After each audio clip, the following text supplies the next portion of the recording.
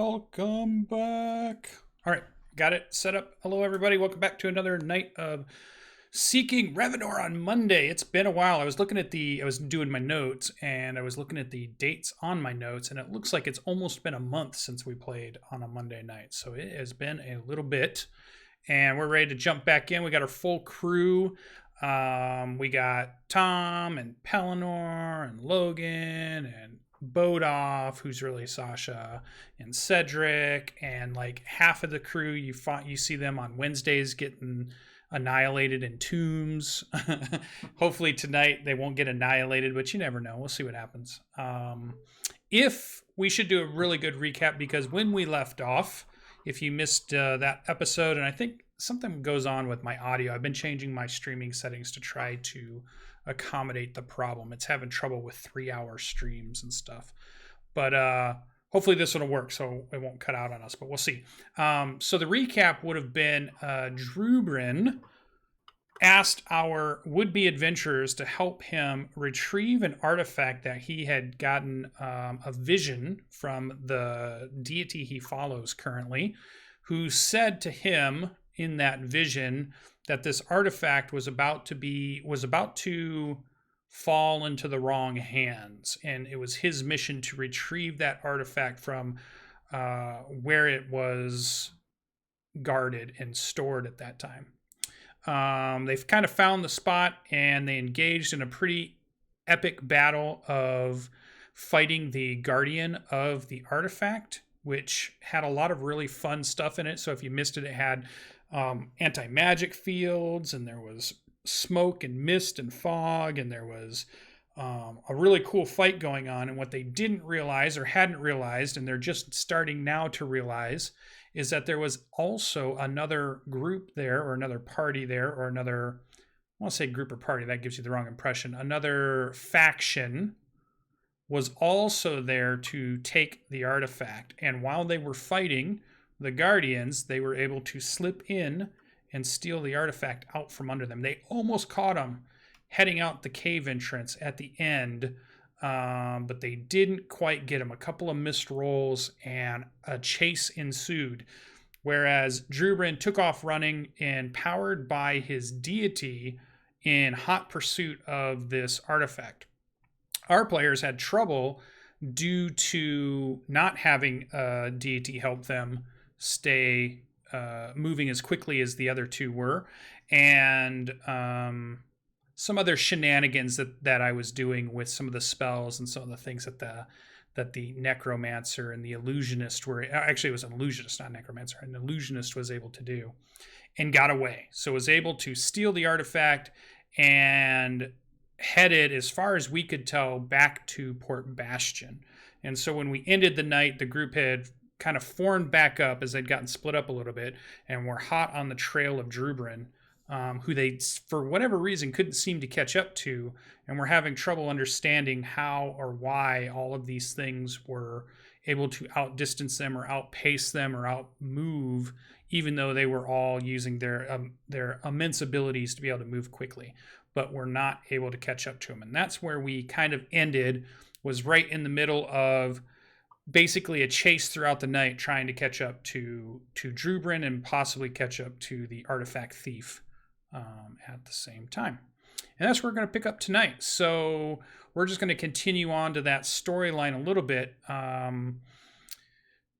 As far as when we completed it, our ranger, which is played by Pellinor, Eingar, had gotten some really good rolls for tracking, some good survival rolls when we had finished, and had been able to find the trail of Drubrin.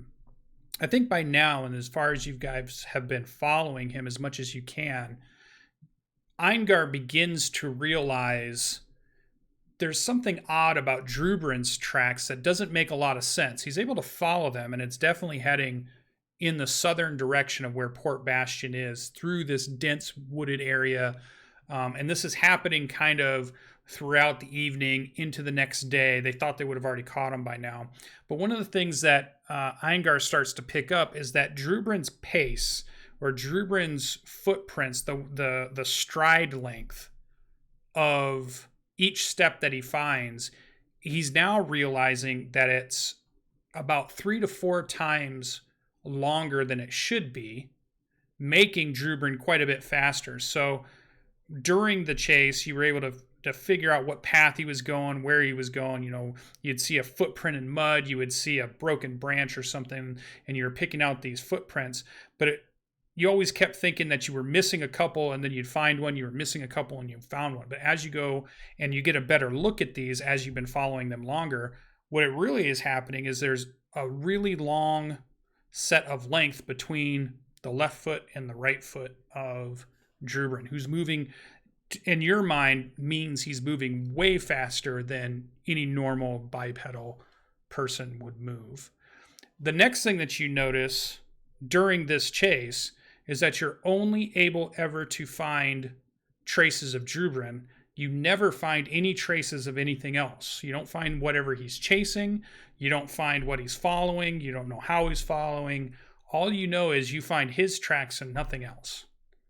As the morning sun rises and gives you a better look at what's going on, and you're still heading in a southerly direction towards Port Bastion. I think that's where we'll pick up.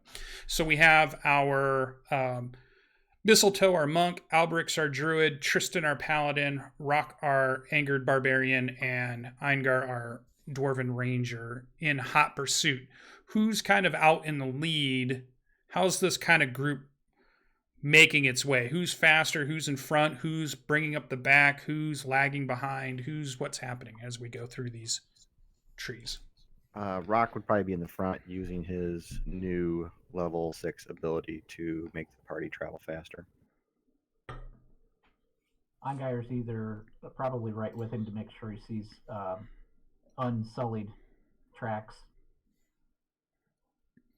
I'm running drag to make sure we don't get popped up on from behind. Okay. I'm just hoofing it to try to keep people in sight, apparently. I typically only run when chased, so. You're way behind. You're just trotting, jogging.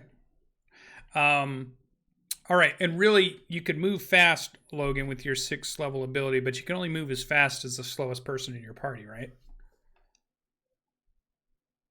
And that would be Dwarf at 25 feet per 6 seconds.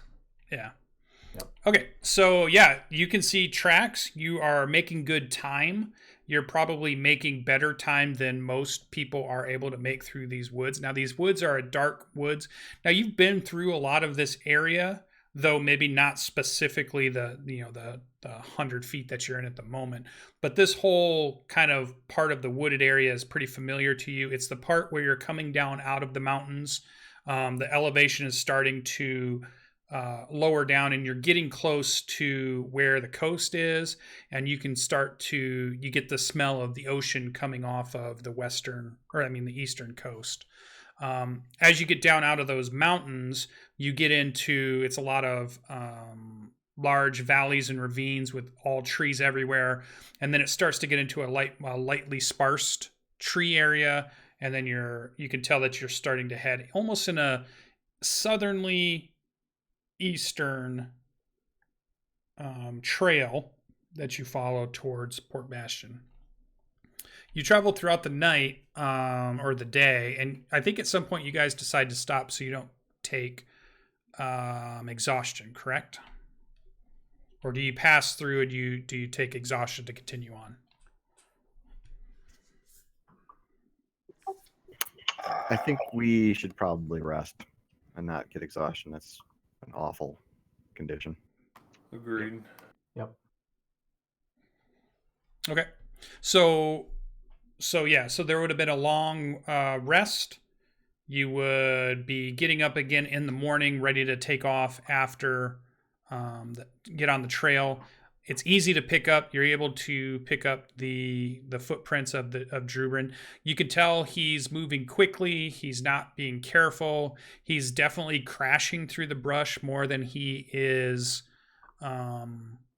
staying to animal trails, or it's almost like he's not wavering left or right trying to find the easier path. It's more like he's just crashing in a straight line, and you're finding the prints in a straight line. Even though for you, sometimes it's easier for you to weave and come back onto the trail. You make up more time using the land to your advantage to keep your momentum going as your group maneuvers into the light forested area.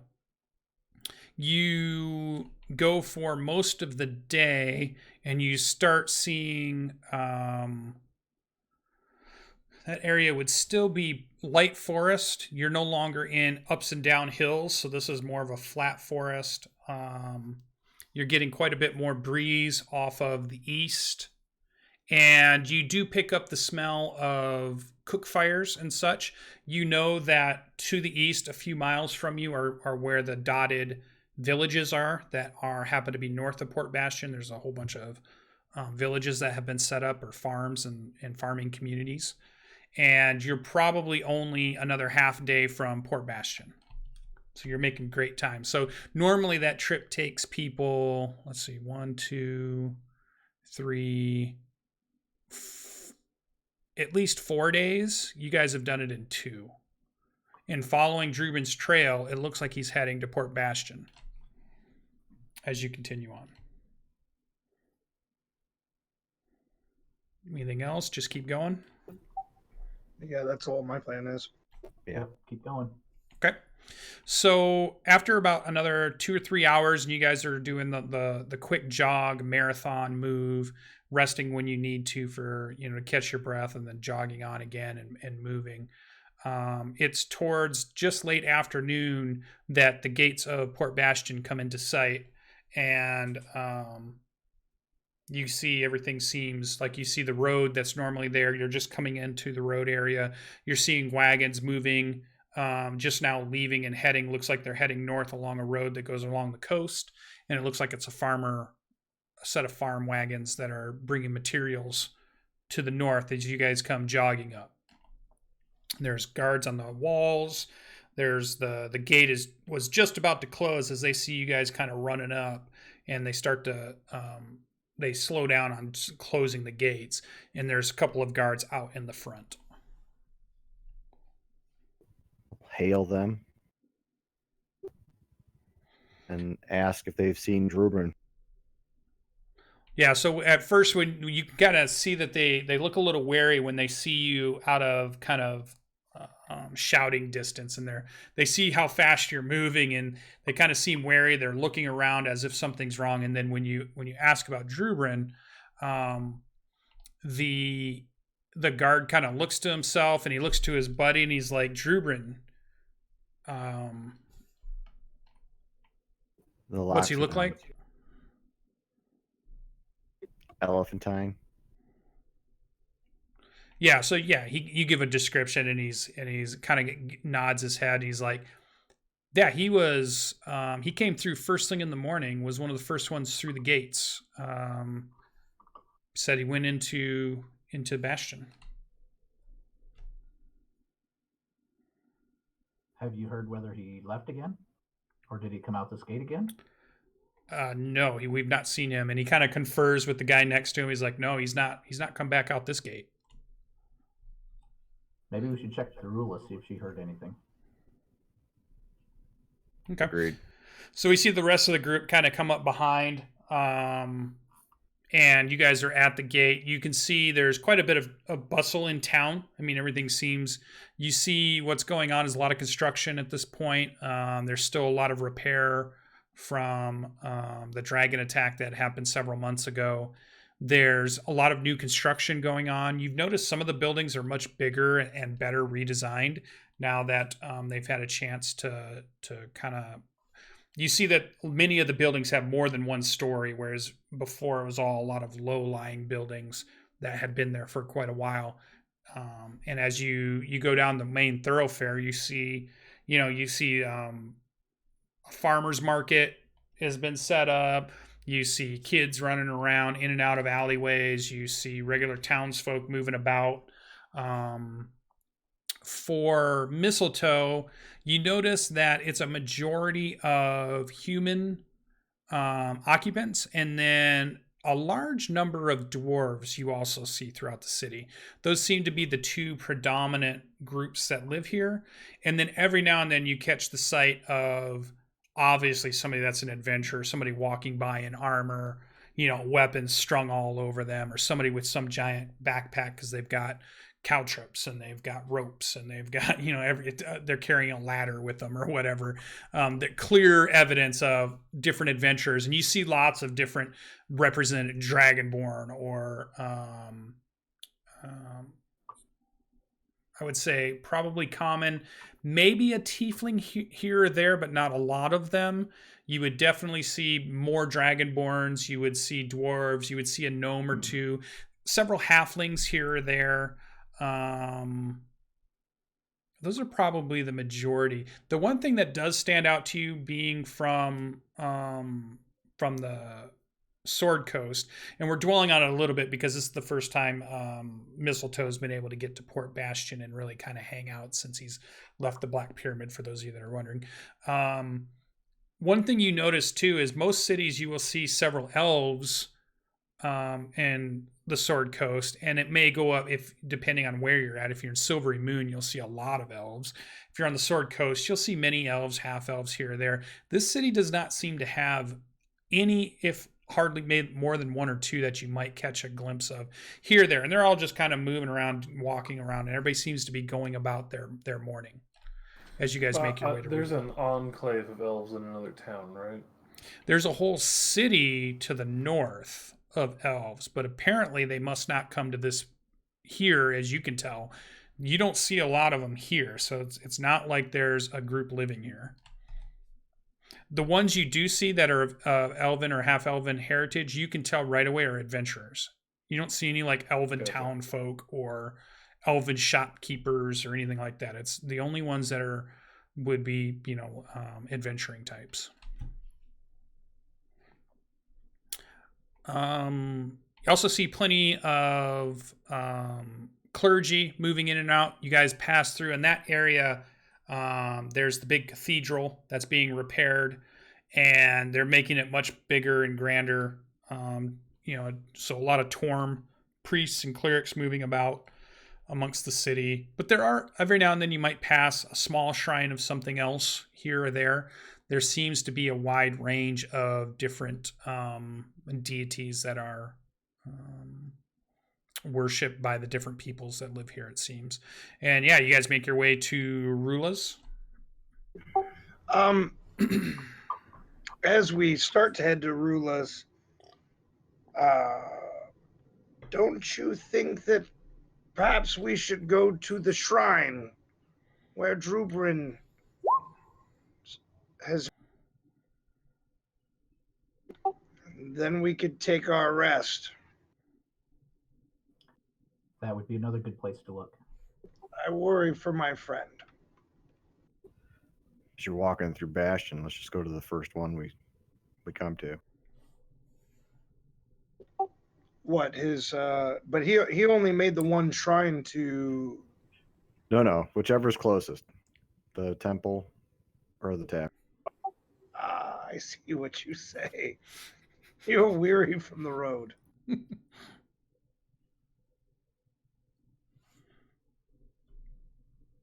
So whichever it is we come across.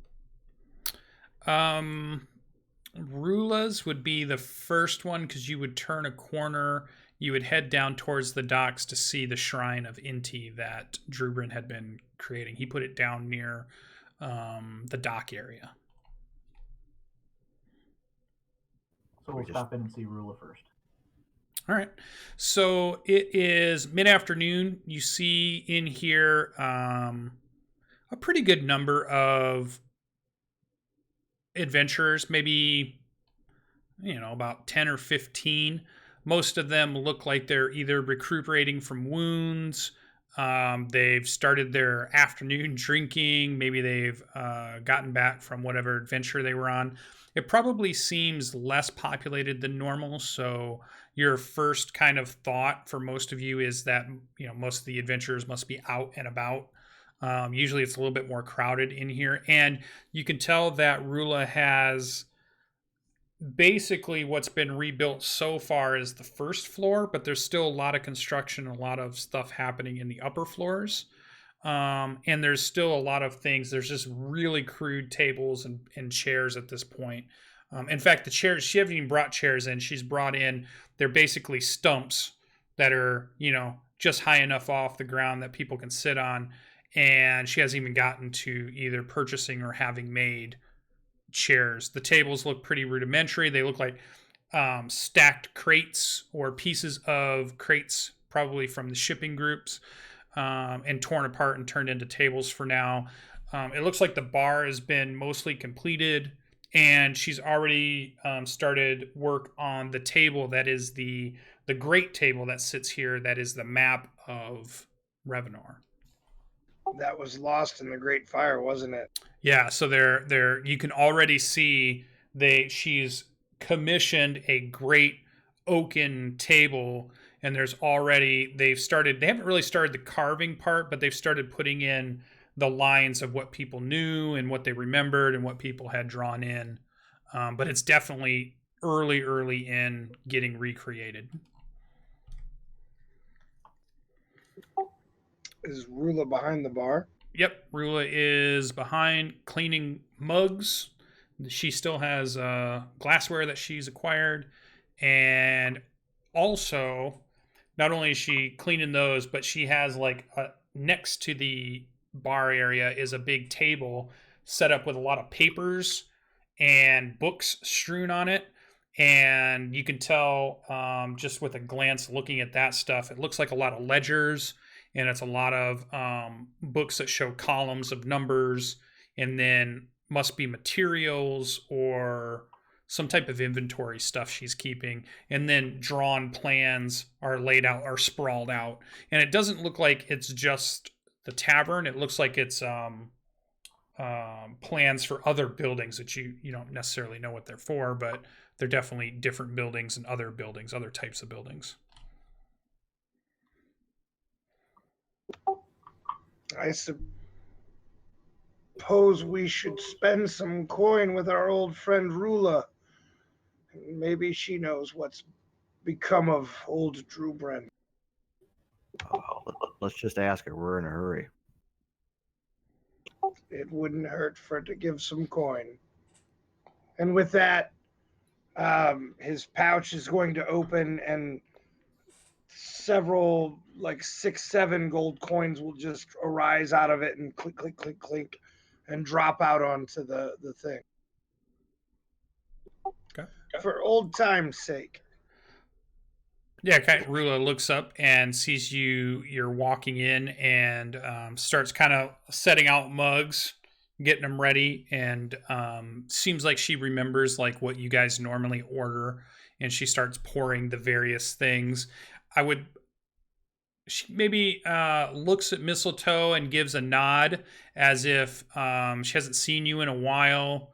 But for you, I think everybody would recognize that Rula seems to never forget a face. So once she's met somebody, she always seems to recognize that person again. And all the adventurers come through this place before moving on and going on adventures and doing other things. And just kind of gives you a nod and, putting mugs in front of everybody. Give her a little wave. I will drain my mug and ask about Drubren. Have you seen him?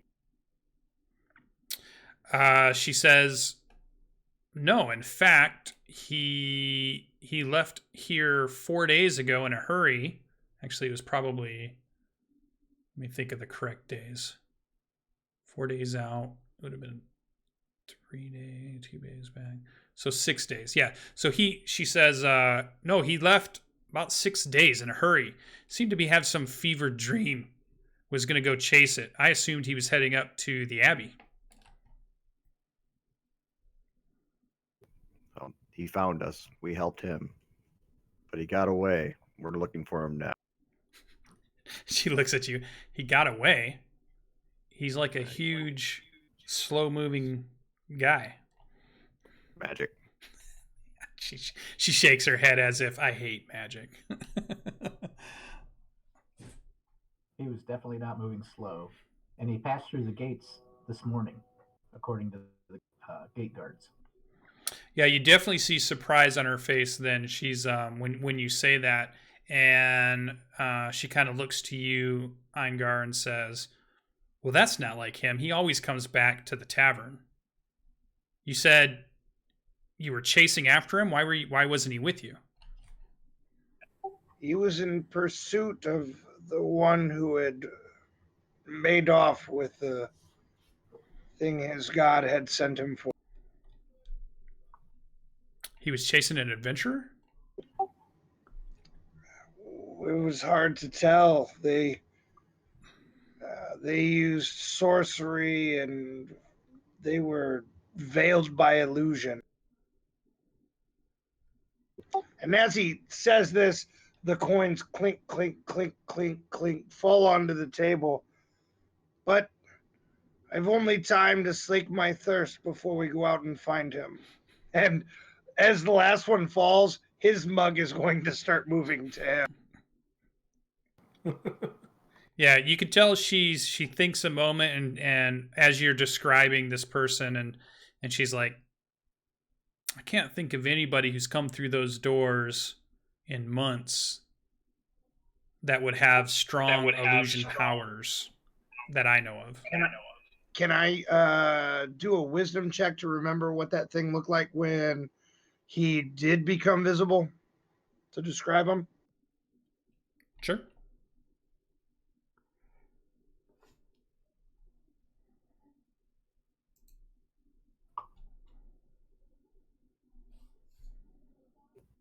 I'll go stand impatiently by the door.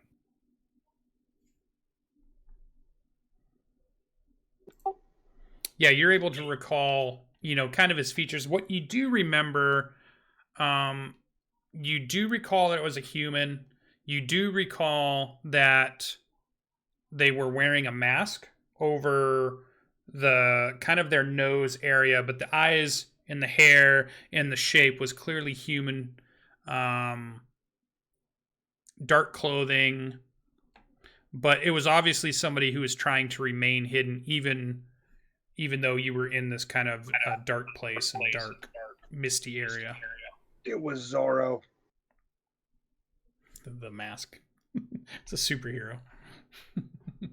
By this time, the mug has reached his hand of its own accord, and he takes a deep pull of it and looks over to Rock like there's a missed opportunity at hand as he drains this thing and then it's gonna send it back. All right. And as you guys are standing there, a couple of dwarves come in and they're carrying more rolled up papers, and they kind of move over to that table she has set up, and they start unrolling papers, and they're looking over at him, and she's like, "Are you guys set? I got more business to take care of." And then she kind of doesn't wait for an answer as she walks over there, and then the dwarf is like, you kind of overhear, "All right, we redrew these plans one last time, and we really think this is going to be it." And then Rula, you can hear saying, "No, this is not quite right. You need to fix this piece here, and this needs to be made stronger, or we're just going to have the same problem we had before." And you could tell she's talking building plans with some dwarves over at the table. I'll drain my mug and head for the door with Rock. All right. Just heading for the doors. Yep. Indeed. All right, so you're back out on the street. It's pretty While we're well in lit. town, Oh, go ahead. Mistletoe's going to keep an eye out while we're in town for Vormar, just kind of looking for a terrifying man-bear pig if it head ever pops up above the crowd. Yeah. So you're coming out of the tavern, and to the left is where you're going to turn and go, and you're going to see more of the farmers, the great market that's set up where everybody can come in and sell whatever they want. And you know that going that way, you get to the market, you head left again, which brings you towards the dock area, and then that's down where the shrine is. And as you get back into the bustles, so it's kind of Rula's place is kind of dimmish, with mostly lit by torches and candles, and then you're back out into the sunshine. It's a nice bright sunny day, and the street is kind of bustling around you. Some kids bump into you as they're playing. It looks like they're kicking what you think is a ball at first, but then realize it might be a skull of some sort, like a small animal skull. And they go laughing and crashing and careening by you guys. And then you get to the market area, and it's just like this swath of human people, just not just human, but of people in a market doing all those things that people do in markets. And you hear all the noises and the calling and the noises, and there's even animal noises, and you hear kind of something you haven't heard in anywhere in Revonar too much, or definitely not in Bastion, but you hear the neigh of horses that sounds like coming from the dock area. It sounds like they're being unloaded, or somebody's having trouble controlling them, and they're like definitely in distress as something's going on.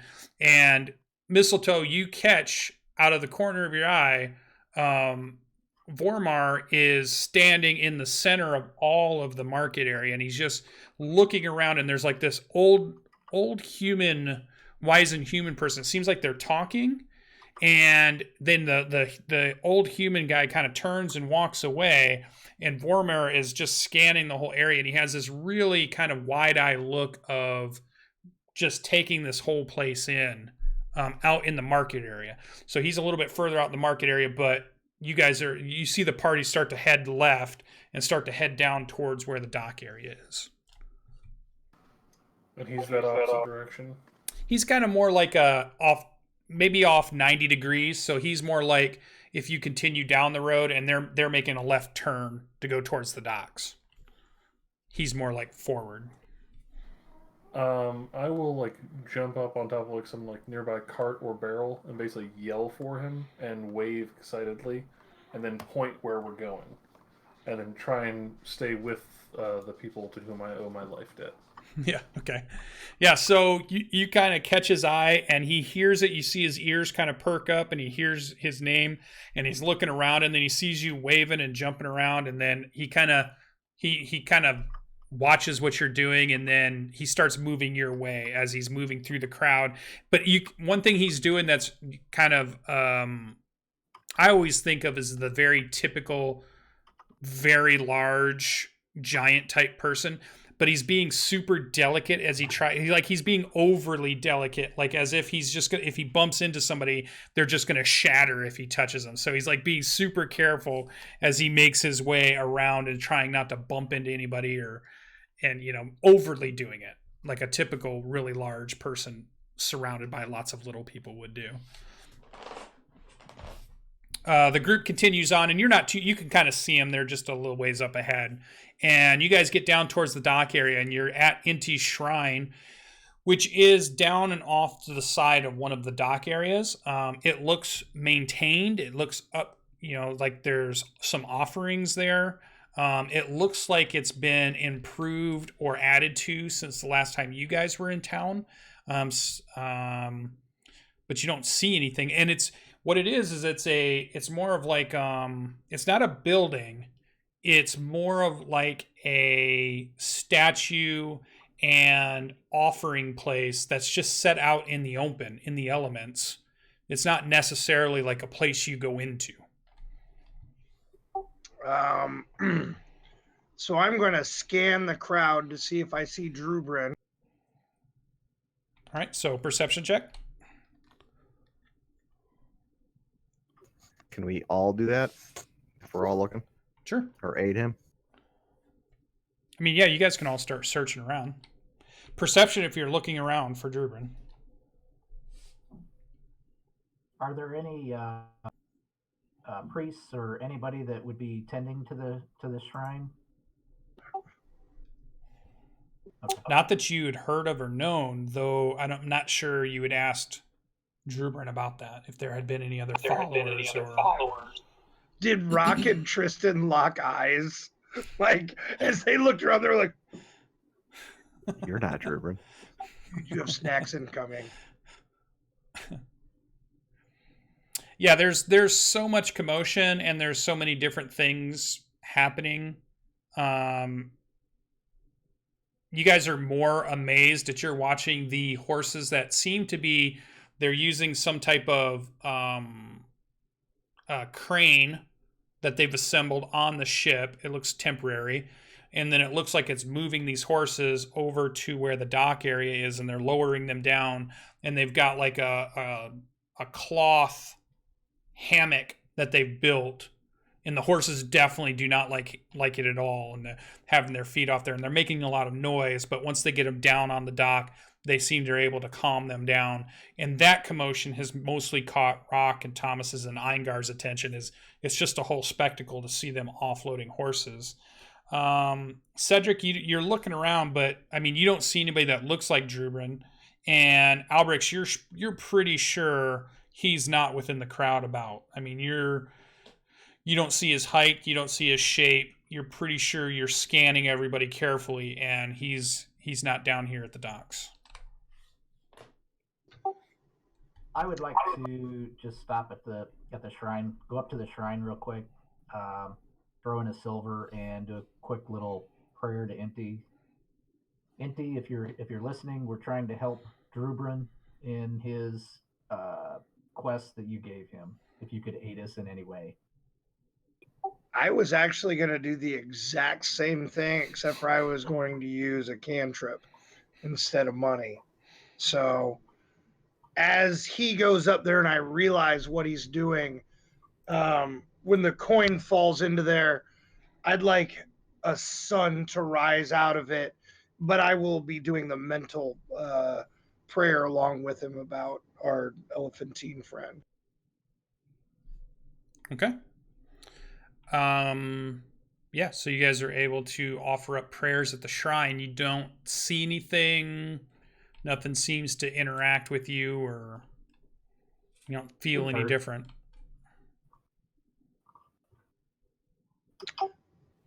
Fuck it, it's time to get beer. I'm just kidding. We should ask Balthazar. And about that time, Vormar catches up to Mistletoe, and Mistletoe, you're kind of at the back of the group there, and he comes trotting up.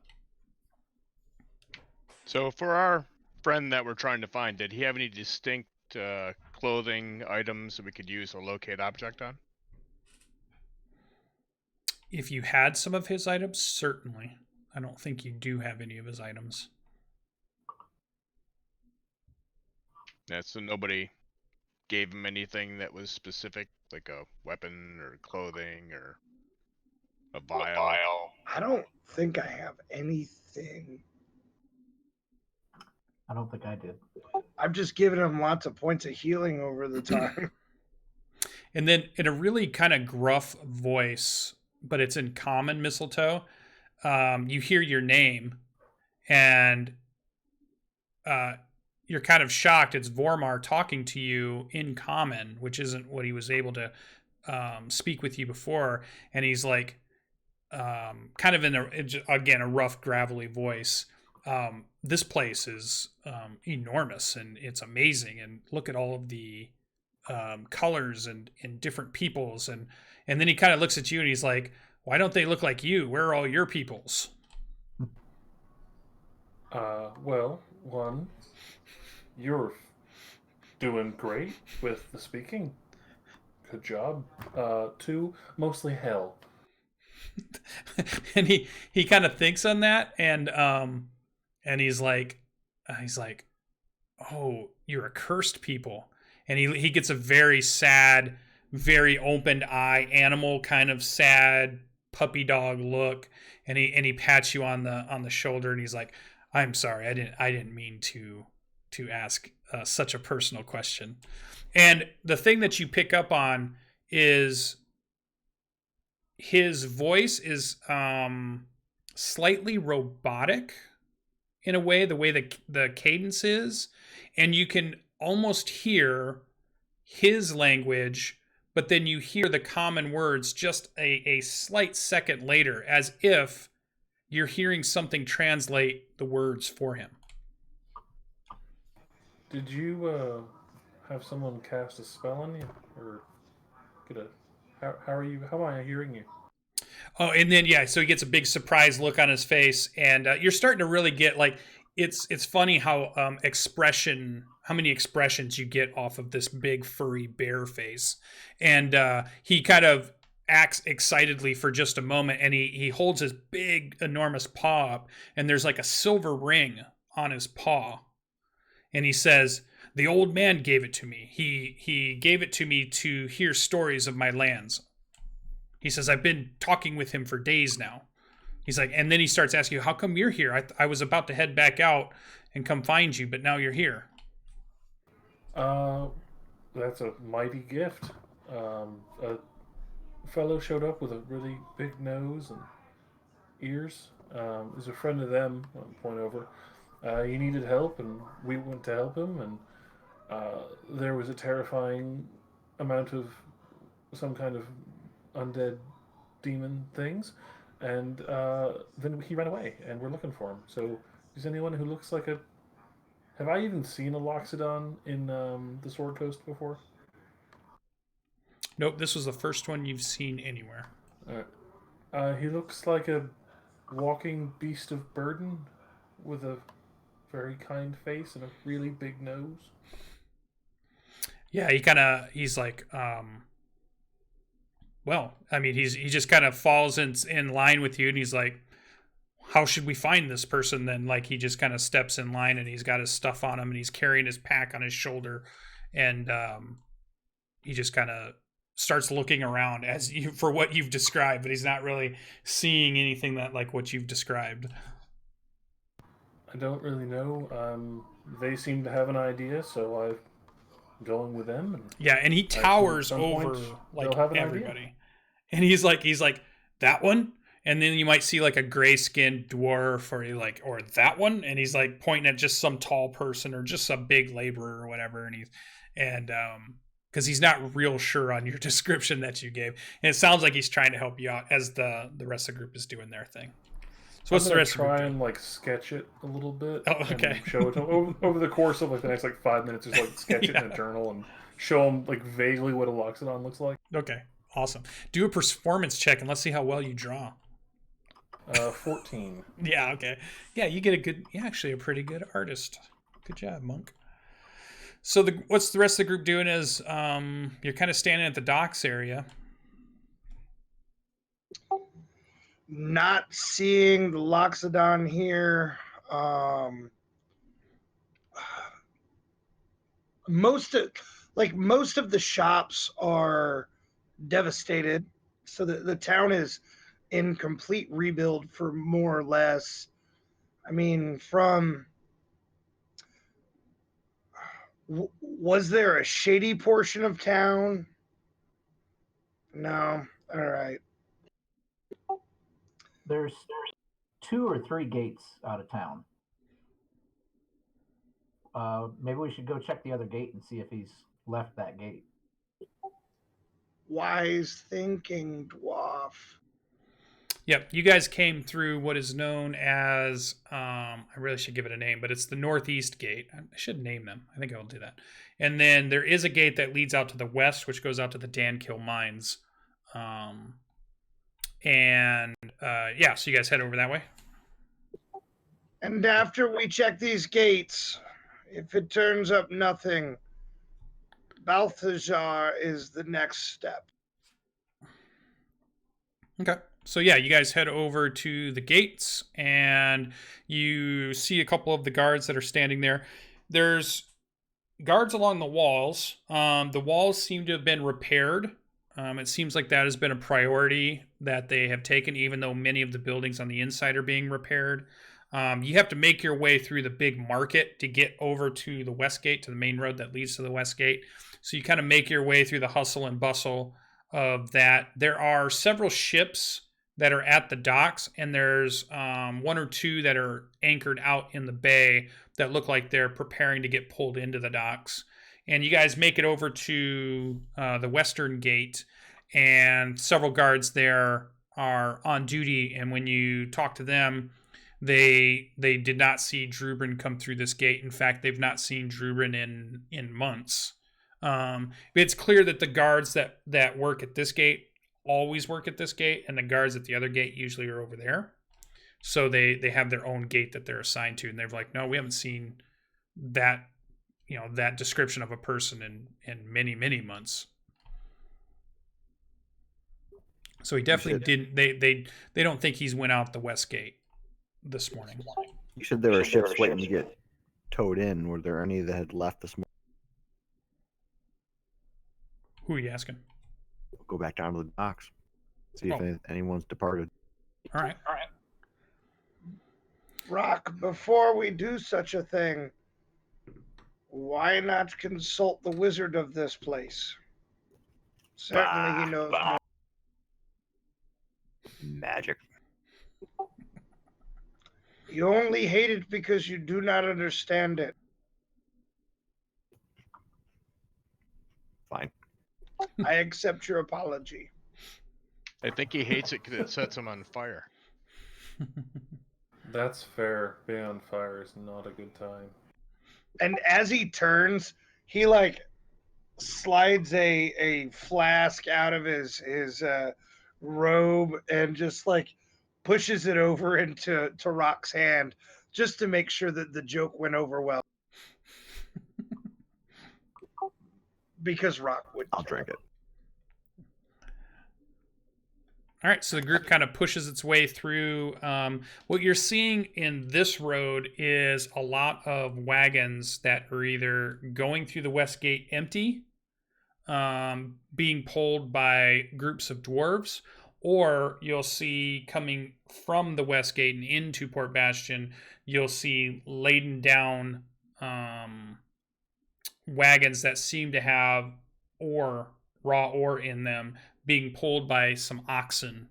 And they go down towards the dock area, and there's some big warehouses that are set up at the docks. And so you see those kinds of wagons coming in and out. Out of the northeast gate, the types of wagons you were seeing were just the farmers' wagons moving in and out of all the different farm material. You guys move over to Balthazar, so everything kind of revolves around the center of town, and Balthazar's is kind of facing the market, but on the north side of the market.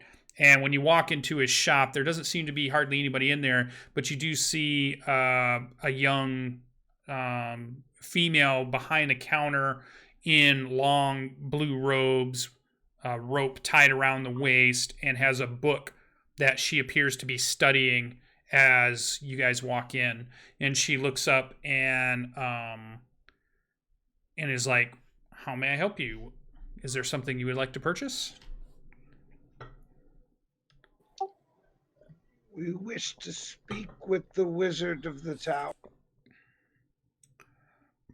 And she kind of looks to you, and he's like, well, the old man left this morning and he hasn't been back.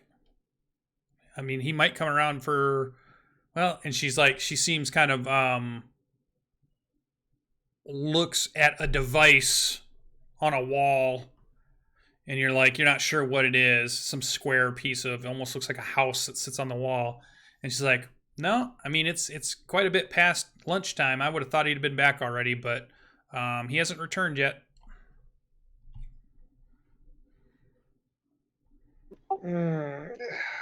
There's no way to summon him. This is a thing of importance. She kind of looks at you and is like, no, the old man's kind of tough to nail down. Doesn't seem like he holds to appointments or summons. She kind of chuckles. Leave a note for him, asking him to contact you. He does have a sending technology, does he not? Breaker 1-2, Breaker 1-2. This is Albirix 1 coming. Yeah, and you hear your voice come out of a stone that's sitting on the counter there next to her. Oh, are you kidding me? Well, All right. At least you know it works. You know what? You're completely right, dude. And with that, we'll write a note. We need magic help. Not rock. She clearly magic. No rock writing. She looks to you, Rock, and she's like, I know magic. What kind of magic help do you need? We need to find someone. Ooh, location magic. That's tough. Divination. And she starts going off and saying all kinds of things. My eyes immediately glaze over. Yeah, and she goes on for at least 5 minutes describing a rituals and such. The tiefling, magic one, right? So Can you kind of do it? kick the tiefling at it. As at the tail end of her soliloquy about divination magic, can you do it? She looks at you and she kind of leans forward and she's like, "Not yet, but I am learning." Keep at it. And with that, I will leave the note that describes why we were there. And okay, Rock, where'd you want to go? Like totally Napoleon Dynamite out the door. Ah, And as you're going, Stops. Vormar waves to the girl behind the counter, and she waves back. And Vormar kind of nudges Mistletoe. And he's like, "That's where I got the ring From him? from here. Yeah, I come here. Yeah. I've been coming here for days, and he's asked me all kinds of stories about the lands to the west." Did he say he was going somewhere? Oh no, he never mentioned what he was doing. He always was curious about the lands across the mountains. Apparently, I'm the only one to have made it across the mountains, and he beats his chest. Well, you are the single most physically terrifying thing I've ever seen, so I believe it. And then he smiles, and you might be more terrified at that point. That checks out. There's teeth involved. Yeah. Big Big bear. Apparently, our friend here has been speaking with the man we're looking for some time, and he's been asking questions about the way west. That is interesting. So now I realize that Vormar can speak with all of us. Right? You're hearing Common come from Vormar as he was speaking to Mistletoe. In fact, It's like in is that the movie Up with the dog that has the thing around his neck Yeah, where he's exactly. That's a good movie, by the way. in fact, I'd say he found the information so important that he gave our friend here a somewhat potent item of magical power. My apologies for any mistreatment previously that you might have suffered in that Black Pyramid, Vormar. And he just gives you a nod. He's like, I don't really like you. Docs. You're I scared. am. Oh, yeah, I totally, yeah. So, are we to spend? Obviously, we'll spend the evening here because we need our rest. I'm at a loss as to what to do to find Drubrin. We came out of the building. I'm gonna look around for a small pack of kids that are kind of dirty. Kids always know what's going on around.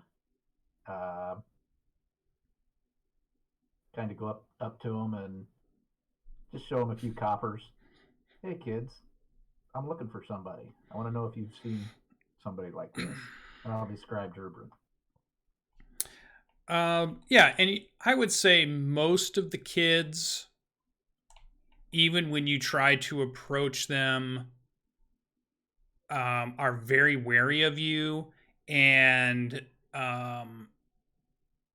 you get the impression that they're not supposed to talk to adventurers, kind of thing. Like, you're an adventurer and they're supposed to stay away from adventurers because adventurers can be dangerous and mean and whatever. But there's always there's the brave one of the crowd that's like, I'm not afraid. I'll do what I want. I don't care what my parents say. And he's listening to what you're asking. But the rest are like just trying to stay away from you because they recognize you as you're carrying your weapons and you're clearly not a townsfolk person.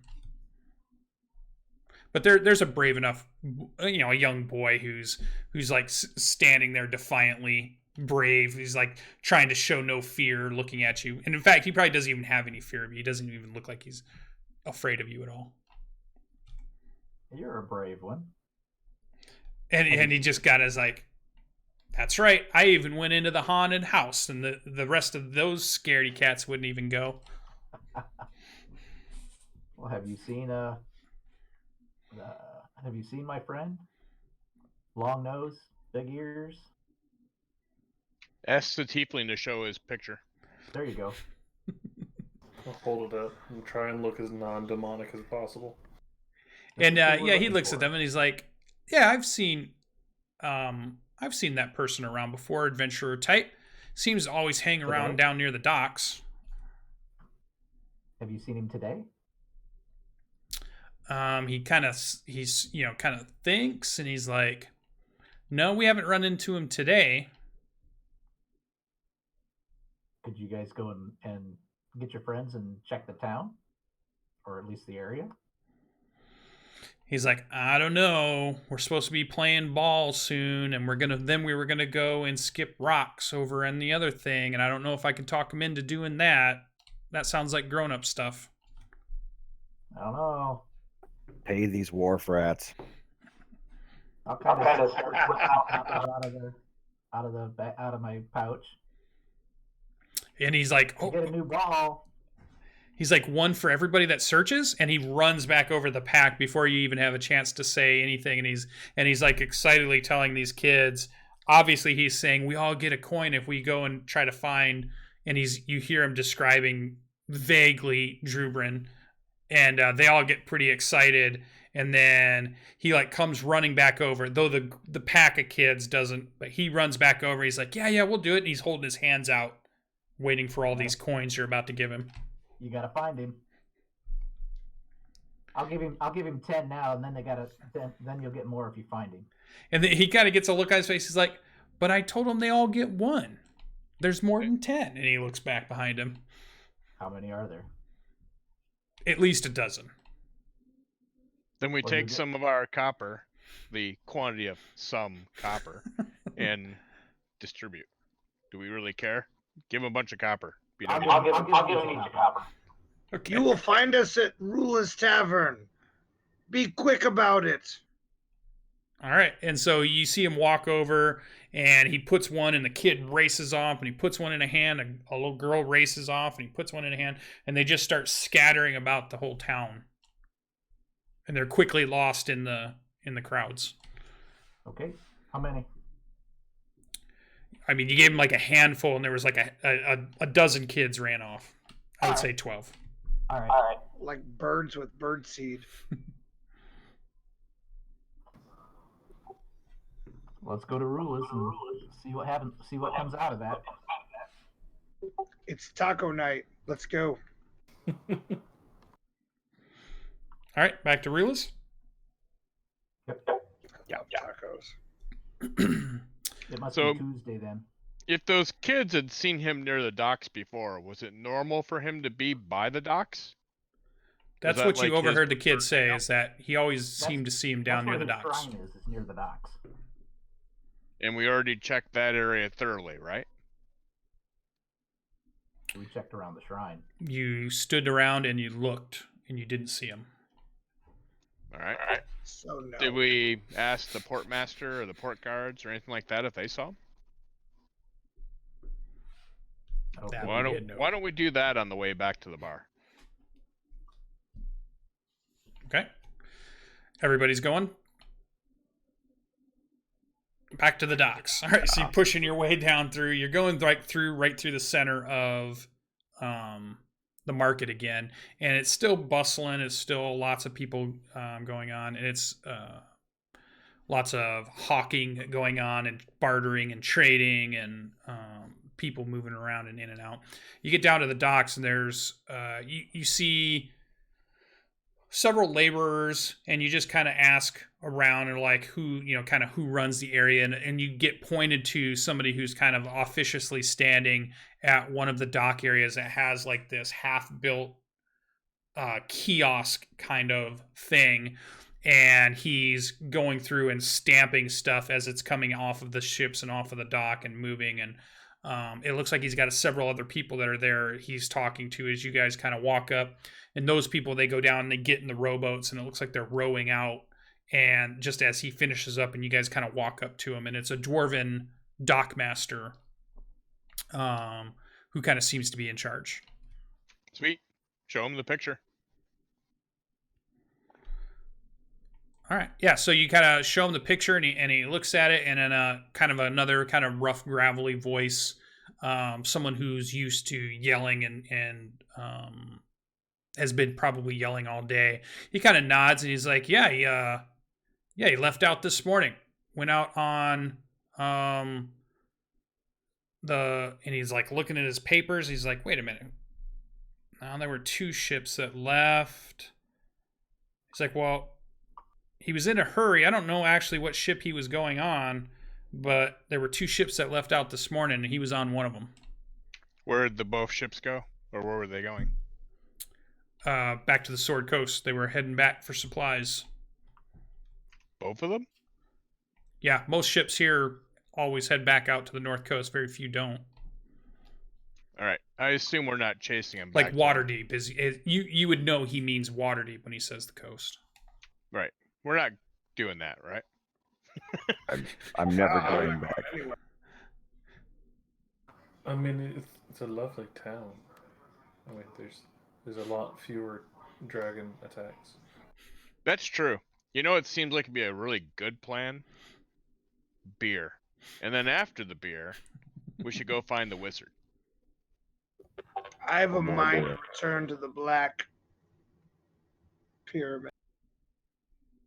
You know, that's an excellent plan. When we have better stuff, more spells and things. But for right now, back to Rilla's. Back to Rula's. More beer. I will explain the concept of beer to Vormar as we're heading back now. We buy him mead. Yeah, he likes honey. Can we nickname him Pooh? Sure. I don't know how well that's gonna go over. He seems to have temper issues. Now that he can understand us, you better be careful. The 2 ships that had went back were the Flying Pride and the Dragon's Grace. I knew I had that written down somewhere. All right, so heading back over to Rula's. Yep. All right, and you guys head back to Rula's, and one by one throughout, the next hour or so, children keep running in through the door and reporting that they weren't in this area. And they were super excited, and they're like, he wasn't at this place, and then they tear off back out, and they're like, well, he wasn't over at this gate, and they tear off back out, and there's like, he wasn't in the market, I checked the whole market, and he tears off back out. And it's just like kid after kid telling you of all the places he wasn't. Yeah, it's a good exercise program for the kids and keeps them out of trouble, even though it's pointless at this point. But, good for them. All right. What's the group's plan? Drurin has apparently booked ship and left early this morning. So let's see. We've got Black Pyramid. We've got go hunt down the mage and see what he's doing. We've got deal with the dragon or get on a boat and go back to the old country, effectively. Or explore any of the hundreds of miles of Revonar. Sure. Yep. We could a couple other options is the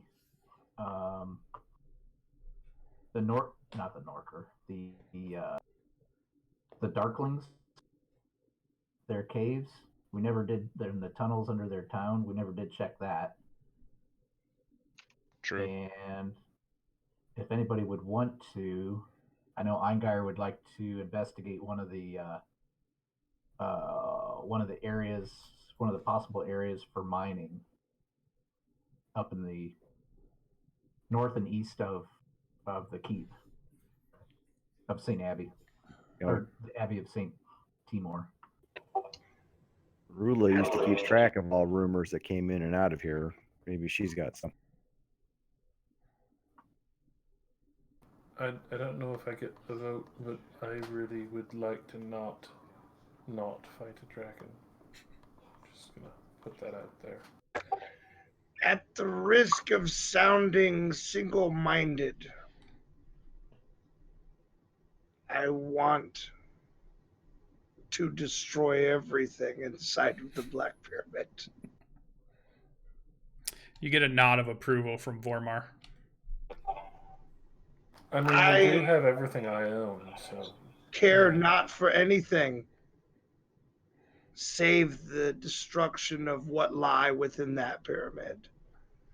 They have ruined many lives and untold futures, and they deserve nothing less than my wrath. I would agree with that. I feel that tactically speaking, we need to have some different method of dealing with it before we go back, though. Going back with the same capacities is going to be a difficulty. If you mean that, How many days are we out from when we were there last? That's how far it is to travel. You guys have been gone now for... You're almost at the end of the third week you've been gone. You had 2 weeks of training and being back at the keep. And then this week of dealing with the Drubrin stuff. We had the night with the acid trolls, right? Maybe we had a little... Yeah. that was bad. Tristan, is it your armor you are worried about? What No. is it? I think what it's basically when we lost effectively last time, and we managed to pull it off, but we effectively lost, and we didn't fight the highest thing in there that we were aware of anyway. So if we go back with the same capacity, I don't know why we'd expect the results to be different. And we don't have any other way through but the front door. And they're going to know that. They're going to be ready for it. And you guys have been there twice already, right? Or is it 3 times? 5 times. Well, couple of How times. about that? So maybe a change in tactic where somehow we change up either our abilities or go back on our next level where we have better spells or something like that. Or new gear or What whatever. is this level you speak of? When you learn more knowledge that makes you more effective. This would be the first time, yeah, out of game and out of character. This is the first time you guys would be going back as 6th level characters. Most of the times they went in there, they were definitely quite lower level and they didn't get very far. Dude, we've been there at 2nd, 3rd, 5th. Actually, 2nd, 3rd, 5th.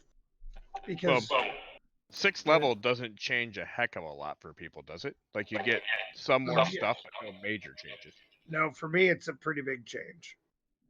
And then you've also got 1 additional monk and presumably a terrifying pigman. Does Yeah. terrifying pigman want to go back? Yeah. Hey, Vormar, would you be interested in going back to that pyramid where you were tortured and humiliated and killing everything inside?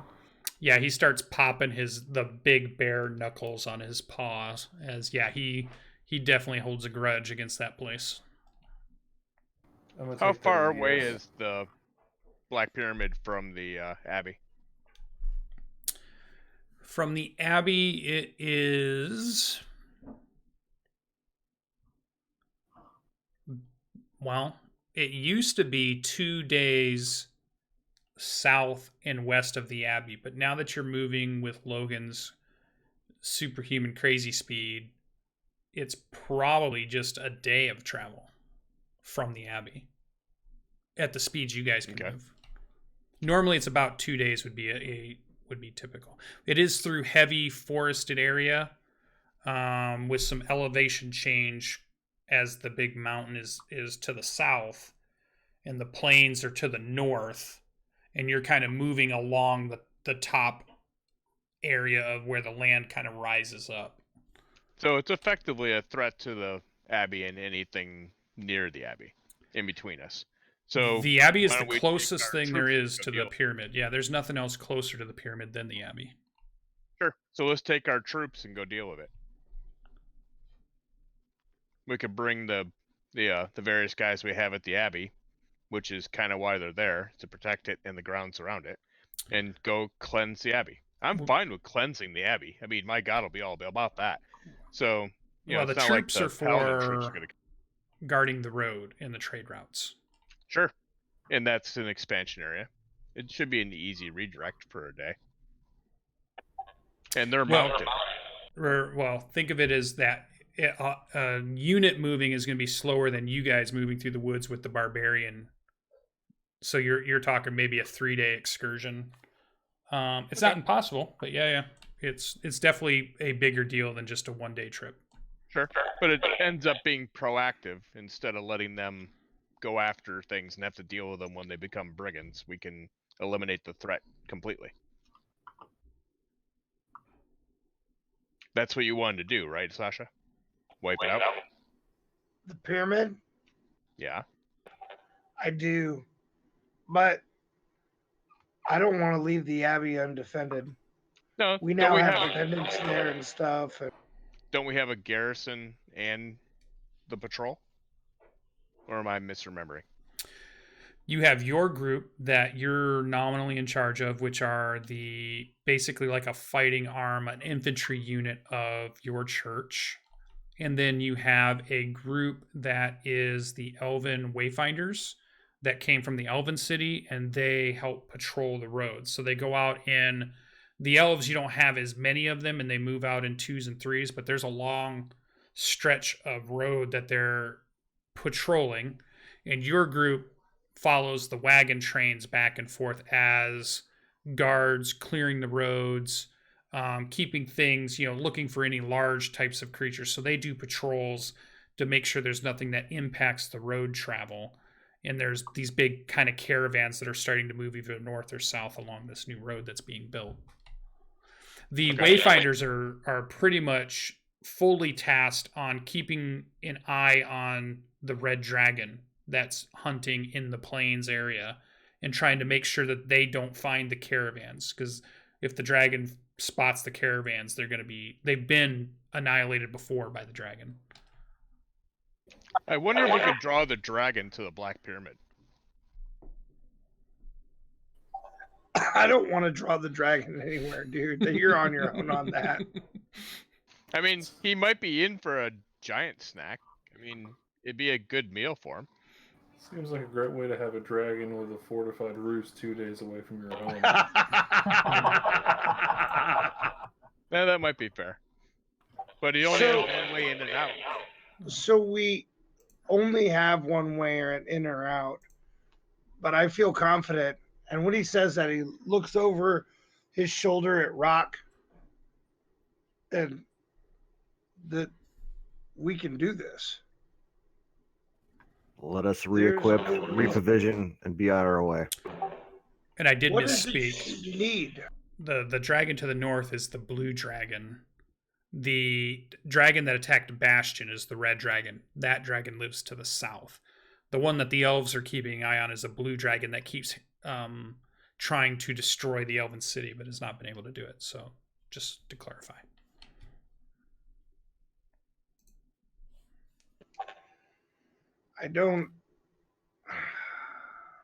Drubrin has left. His mission was what it was. Perhaps he followed that thing back to the Sword Coast. I know what lies within that pyramid. And I know what it needs. Cowbell. You mean Norkers?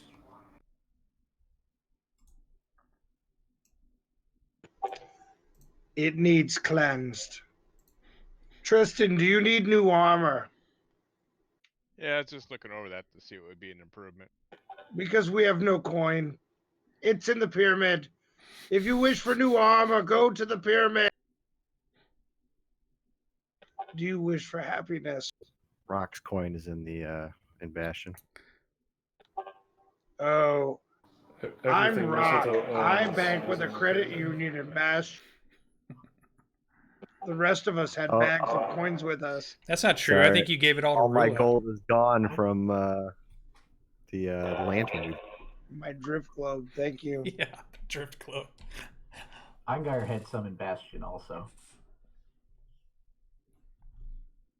My one magical item and any money I've ever had is in the Black Pyramid. I have been horribly mooching on you guys for weeks. You guys had a bunch of treasure from the Black Pyramid. You were almost going to get away with it, and it got all stolen back. Yeah. So you know there's a bunch in there. Hey, that's our money for the bar. That's right. It is settled. Rest well, friends. Drink deep, for tomorrow we travel. And with that, I'm ordering around for everyone herbal tea for mistletoe or whatever she drinks. You put They it on your have like a tab. nice chai latte. Damn. Or tequila shots. One of the two. Yeah. No, actually, yeah, she comes out with a nice. She surprises you with being able to give you a type of tea. I'm very excited. All right, so the rest of the night goes with the group hanging out in the tavern, I'm guessing, and then heading out in the morning. Yep. All right. Obviously, anybody can do any last minute shopping they need to do. The tavern is full. It gets quite a bit more full towards the evening as more adventurers seem to come back. It gets pretty rowdy. It seems like they're one of the new ships that got pulled in towards the end of the day unloaded a bunch more. So you see a bunch of new people being introduced to Rula, and kind of you can tell they're new into town and they've got their stuff and they're trying to get accommodations, and they're hearing about, the stories are going about what's been going on in Bastion, and they're all talking about whatever, we're going to go and find this ruin or this whatever, and there's just a bunch of adventurer talk going on for as long as you stay up and hang out. And the night goes by pretty uneventful unless anybody has anything else they want to do. We'll hit the gates as we're heading out in the morning. Yep. Sounds good. All right, so crack of dawn, we see our adventurers tugging on their gear. Everything is, everybody's got their long rest, all your hit points and all that stuff is back. Your gear's probably cleaned, resupplied on regular supplies, drinking water and all that stuff, and you head back out into the morning.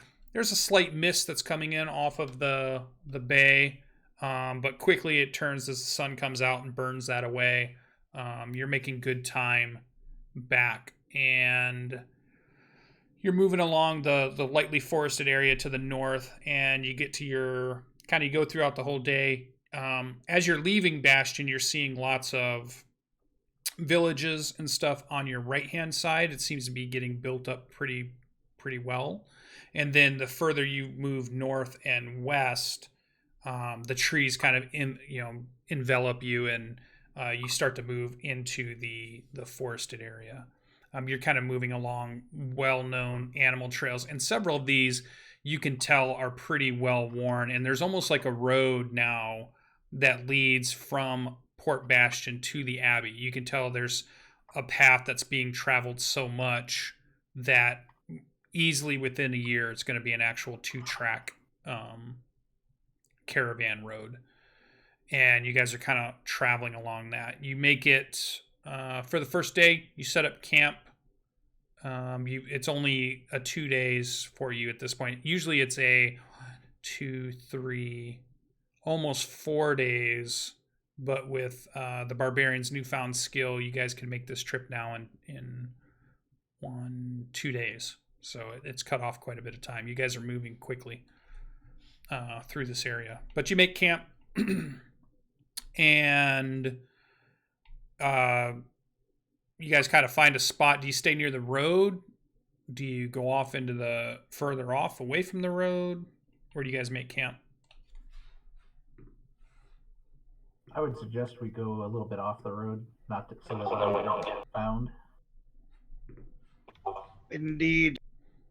And if we're 2 days out, distance-wise, for normal travelers, 1 day out for us, there's got to be something here about that is kind of a stay-over spot or someplace off the road that other caravans.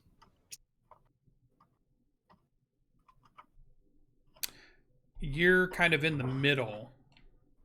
It's 3 days for them, 2 days for you.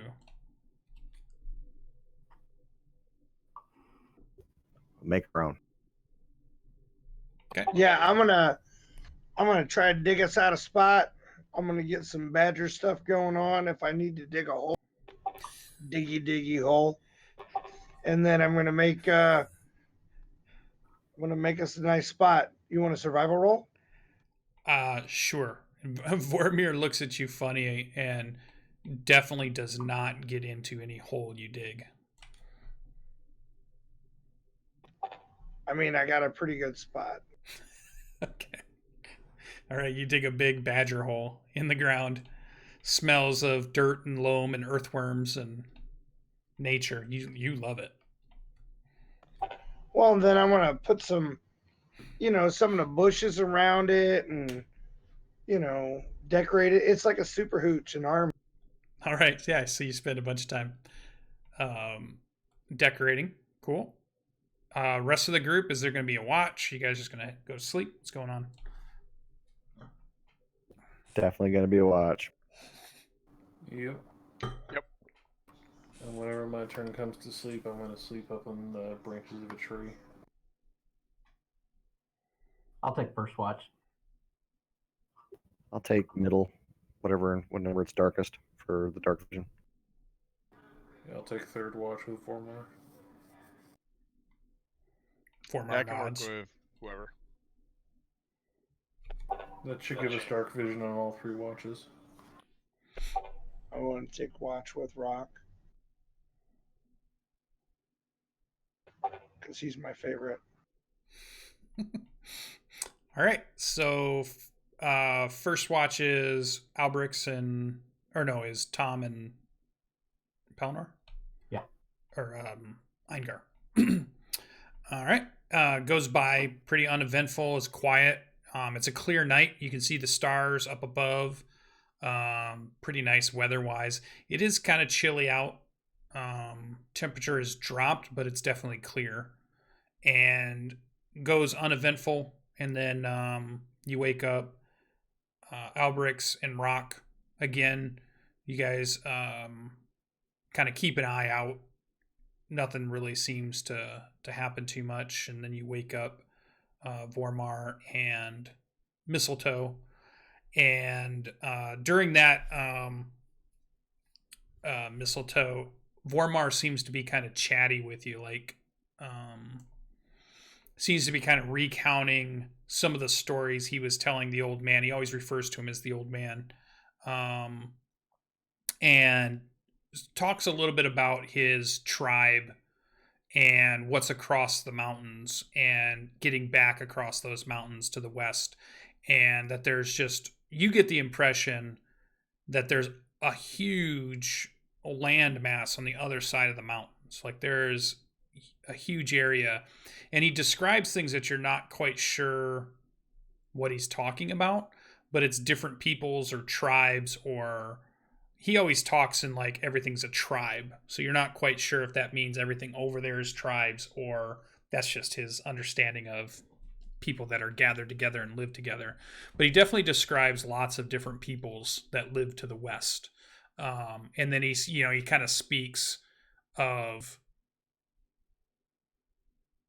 he probably should go back at some point, Why did you come over here to begin with? And he always seems to shy away from talking too much about the ordeal he went through, but it was like, you always get the first part of it, which is, it was a hunting party. We were moving further east. You get the impression that they knew it was dangerous, but they were desperate because their lands, there appeared to be some other tribe that was using up the resources of their lands, and that was making it harder on his tribe. So they were trying to move and find more resources to the east, but that brought him closer to the mountains. And he always talks about, like, everybody knows the dangers of the mountains. And then we got, trapped and we got hunted. And then he always kind of doesn't give you details of that.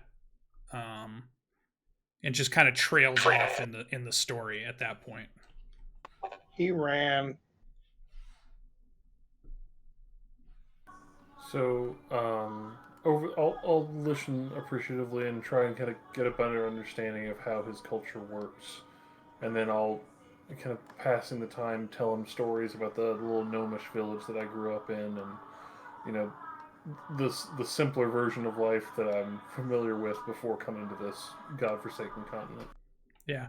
And something that you pick up is that his tribes there's several different types of tribes for his people, and there you kind of get the idea that there's the lake.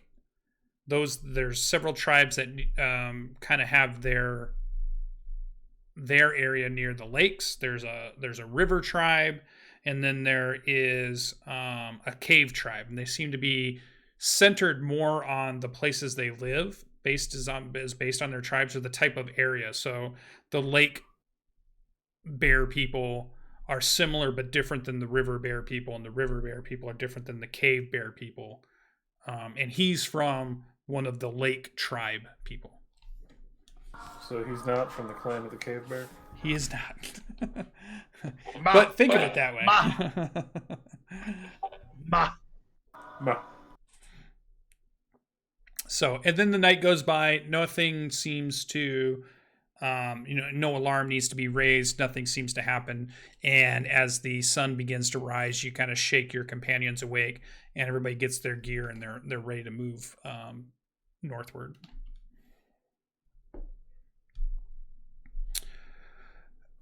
All right, so you guys are traveling, and it's at the very end of the day when you would be getting close to the Abbey. The sun has begun to fade, but you feel like you're only about an hour, maybe 2 hours at most from the Abbey, and the sun begins to set, but you're kind of pushing on. It's kind of, I wouldn't say it's dark, but the sun has gone down, and it's definitely that kind of twilight time. And you're coming down the mountain area. So the Abbey sits right at the edge of the plains that meets the forest, and that forest kind of rises up into the mountain area, and it's a lot of dense forest all through there.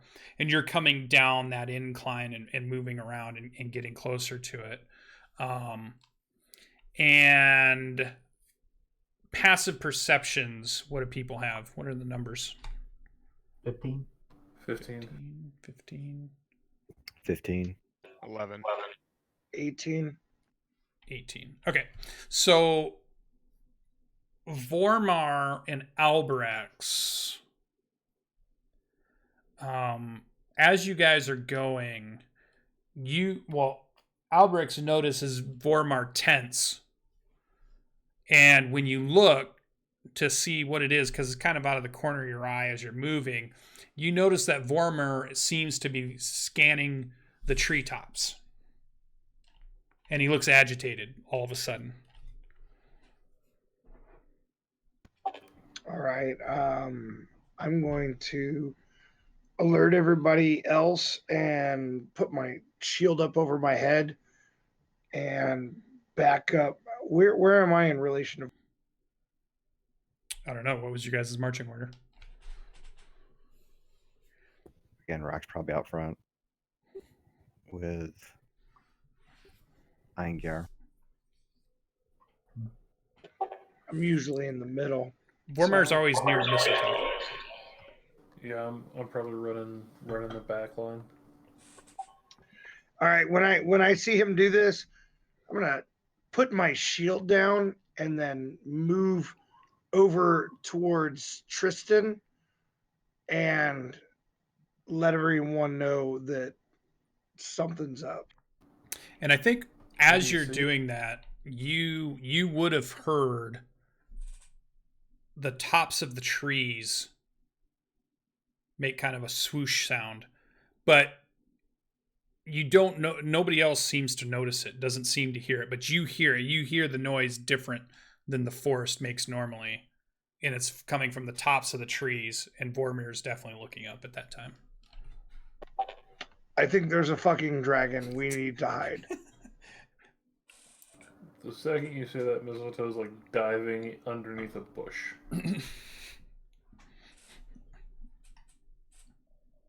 Rock will just go stand near a tree. Up in the sky.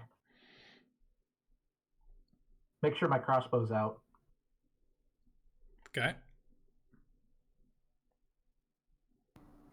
It's a nat 20 on the stealth check. Yeah, it was. Nice.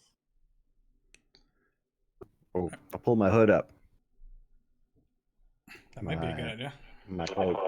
I don't have any such options, so I'm going to stand next to this paladin. It's never a bad move. I'm not the over stealthy one, but yeah, you get the bonus at least. Oh, you get the save bonus now? Yep. I'll take it. Yeah, and Vormir starts looking around, and you hear a snap of a twig, the rustle of something out in the brush around you, but you're hearing little things here and there. Everybody's heads are kind of snapping back and forth, and those of you that are hiding are trying to be as still and as quiet as possible. And then you hear a voice just kind of wafted in, just kind of seems to come from everywhere and nowhere all at once. And it has a little chuckle to it, and it says, "I found my prey." And Vormir goes stock stone cold, draws his weapons, and he kind of looks at Mistletoe, who, even though is hiding, he's like looking for wherever he saw you dive last. Vormir can't see you, and he's like, "The beast is here," and he's drawn his weapons. When he does that, I'm going to ignite my staff with a psychic spearhead and make ready for whatever is about to appear. Well, when he does that, I'll draw my weapons too. Same. Same Z's. So about that time, we're all gonna die. So you hear again from a different spot snapping of a twig or something big moving through the trees, but not like trees are being knocked over or anything. Again, this voice says, "You escaped me, and now I see you have more prey. I will chase each and every one of them as I chased you before." And it's clear that Vormar's like put his back to a tree, and he's looking left and right, and he's trying to find where this voice is coming from. It's awfully dainty for a dragon. Do we recognize the voice? Nope. Can we tell that Vormir's the one that's freaked out? Yeah. Vormar looks scared, angry, agitated, like a whole bunch of emotions just running through him. Full on adrenaline's pumping through him. He's like nearing the rage, but he hasn't quite done it yet. You should probably tell us what's hear hunting the you, bear man. voice, right? What was that? We can all hear the voice. Oh yeah, everybody hears it. Vormar, do you recognize the voice? And he says it's the beast. What is the beast? It's a dragon. Yeah, Mistletoe. And Vormar nods. It's death. I mean, he doesn't even say. Just every way he describes it to you is, it's the hunter, it's the beast, it's death, it's the shadow that stalks, it's the hunter, it's the. But he's not like it's red, it's green, or it's black. Yeah, he hasn't said any of that. Yeah. Yeah, all right. It's the black one. The black one killed all his friends. The bush says. And you hear a chuckle, and he's like, "These are interesting creatures you have fallen in with." And you hear like this enormous sniff from what must be a pretty large nose. And he's like, "So many different kinds. Hunting all of them will be fun." I would like to do a perception check to see where this thing is. Sure. I would like to do an intimidate check and ask Vormir, is this thing going to talk us to?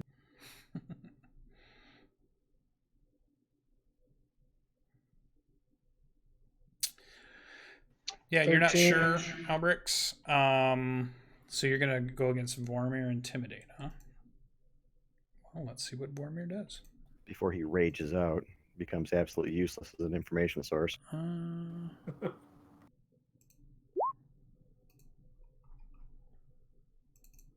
Yeah. He says, "This is the way of this." I don't think he sounds. I want to say it right. You can tell he's not taunting this thing. You can tell he's afraid of this thing. And he's doing whatever he can not to set it off. And he kind of says to you, when you say that to him, this is what he does. He torments you. He tortures you.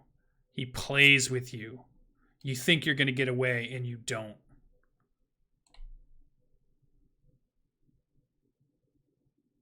And then you hear a chuckle from the forest again.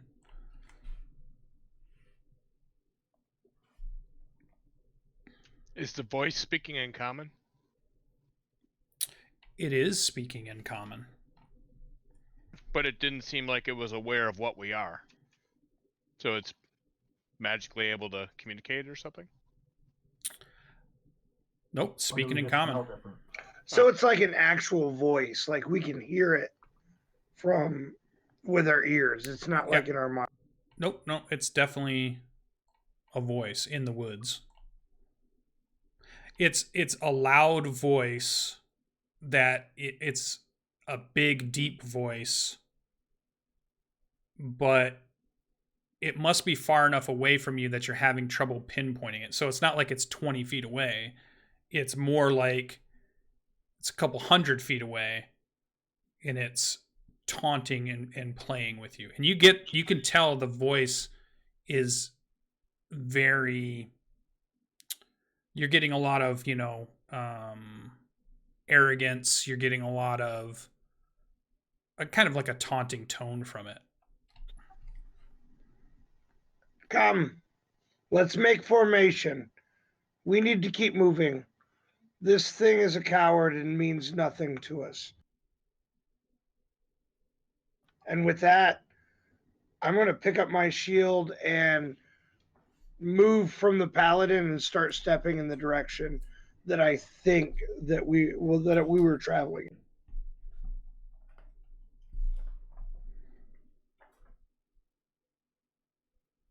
Fair enough. I'll move warily towards the abbey. I'll head that way also. Sure, why not?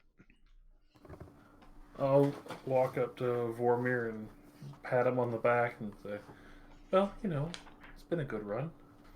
And go with him. All right. Let's see here. Now, I want to be clear. I am using every bit of my perception to try to spot whatever it is. And as soon as I do, I'm going to detect thoughts. We're heading for our abbey, right? And we're only maybe an hour or two away. Yeah. Right. I am going to cast Pass Without Trace, so all of us can move together.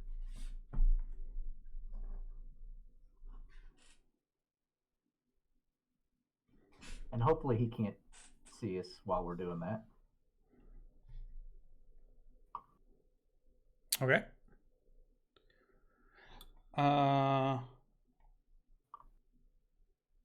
right. So you guys start to move north. You're going to continue north. You're moving fast, slow, battle order. What's happening? Single file, grouped up, spread out. Everybody has to be within, I think it's 30 feet of me. Let me check real quick.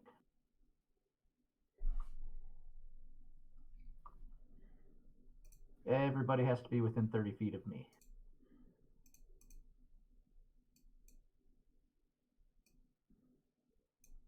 When we do our marching line there on the screen with our tokens? So you probably want me in the middle.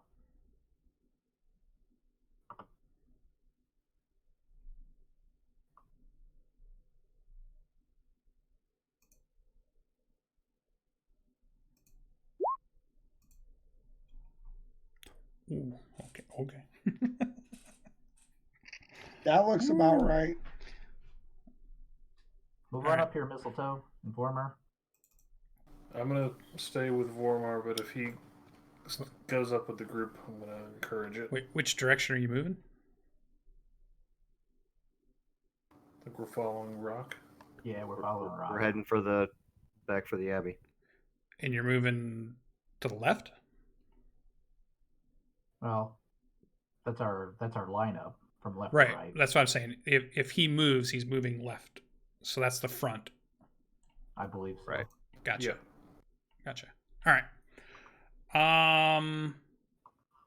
Yeah, so you guys go probably 30 feet and perception checks for everybody in the group.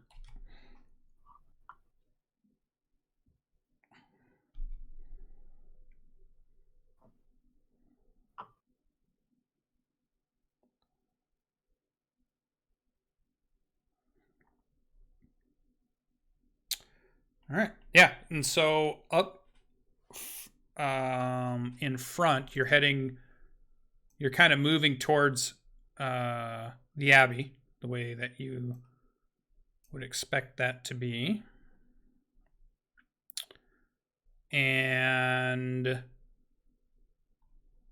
just as your night vision is kind of your dark vision is starting to kind of pick out details and shadows, and you realize about 40 feet away is when Rock realizes that you see this black shape in this black shadow, and you guys are kind of moving right towards it.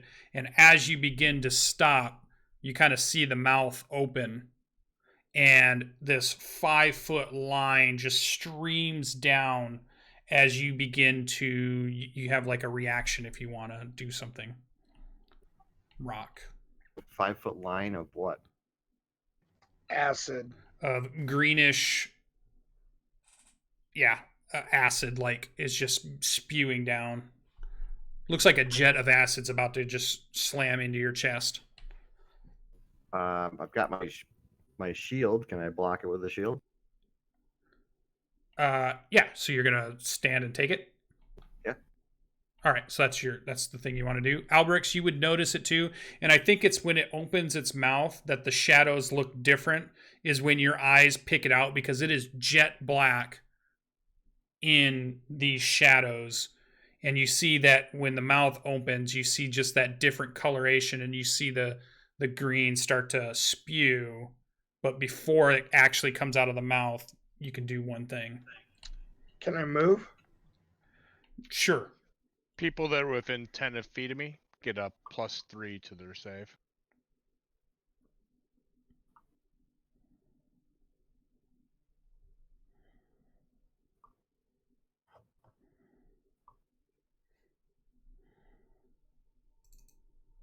Do I get? I'd like to An move entire out action? of the. I'd move to the north. I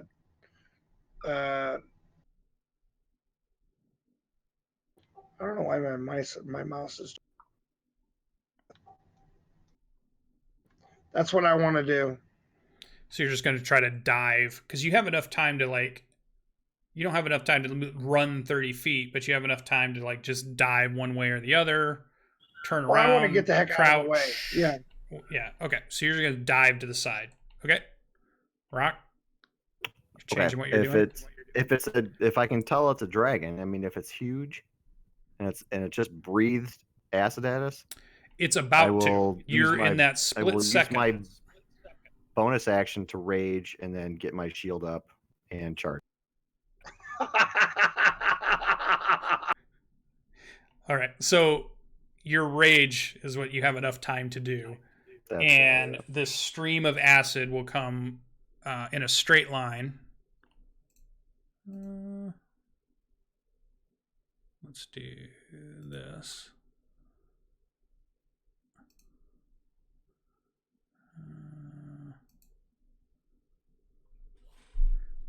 and just sweeps across the kind of the front of your into your formation of people. And most of them, you start to rage. We see Albrecht's dive to the side, and what we see the rest of the group is they're looking at Albrecht's as this thing starts to wash over, hitting your shield as you're there, maybe starting to move forward, but it's all happening at this time, and it just comes swooshing in. So everybody that is but Albrecht's, go ahead and make a dexterity saving throw as some acid 25 from breath. mistletoe. And we get, what, a +3 for Tom? Correct. So 12 for me.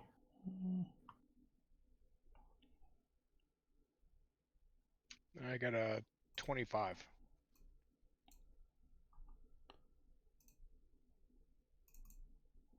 All right. So anybody that rolls higher with your bonuses than an 18, so 19 or higher, you'll take half from this acid damage. If you rolled under 18 or lower, you take the full brunt. Oof. And let me go ahead and roll it.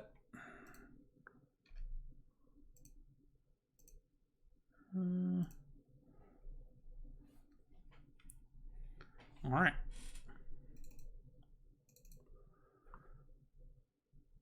Also, as it streams out, you kind of see it light up this creature, and that's when you guys see it, is this stream of fluorescent green lights up the trees around you, the trail that you're on, and it's obvious that this creature is sitting in the trail that you were heading forward towards, and you're all trying to react to this stream of acid that comes out. So it's a 50 points. So who missed the dexterity saving throw? I missed. All right, so Eingar 50 acid to Eingar. Everybody else made it? Yep. Oh, let me Yeah. roll Vormar. Public and yeah, okay, Vormir gets hit too. Okay.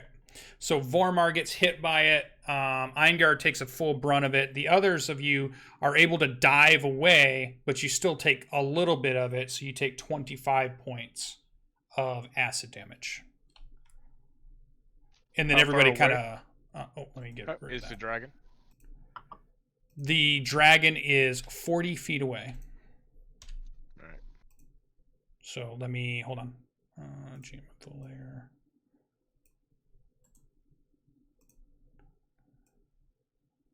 Dude, that looks awful. Jesus. And so when you're looking at it, and you've kind of caught sight of it, you can see these really deep socketed eyes and this like broad nasal openings up in the front. And the face kind of resembles almost like a skull, the way the skin is sunk in. There's curving segmented horns of bone color near the base and at the base of the horns, and then they darken into black at the tips. You can see that the flesh around the horns and the cheekbones have deteriorated, and you can almost tell like some of the scales have been eaten away by acid. There's only like a thin hide there and just a little bit of kind of these points, but it kind of almost like it enhances the skeletal appearance of this creature. Is it undead? No, it is not. It's a black dragon. It has lots of spikes and horns all along the head. You see as the acid breath stops, you can see the tongue flick out, and it's like a flat, forked tongue. And you can see some of the slime acid drool out and hit the ground, and you hear it sizzle as the vegetation begins to rot around it.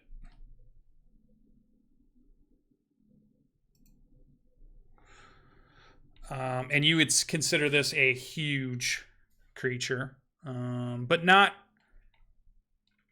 it's not as big as the red dragon that attacked Bastion. It's not that size. It's smaller than that, but it is big. And then as it sprays that out, and you guys, everybody can go ahead and select your tokens, and we'll do initiative.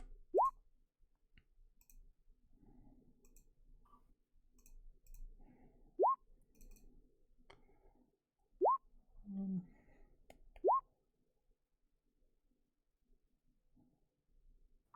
me change this to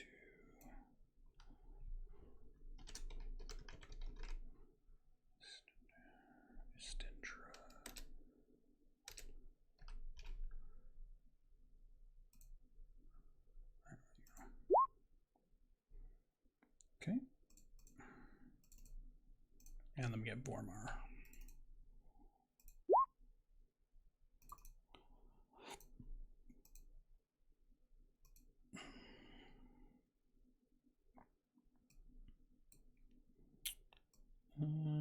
All right. All right. And yeah, so 40 feet away. So this is, let's do freehand.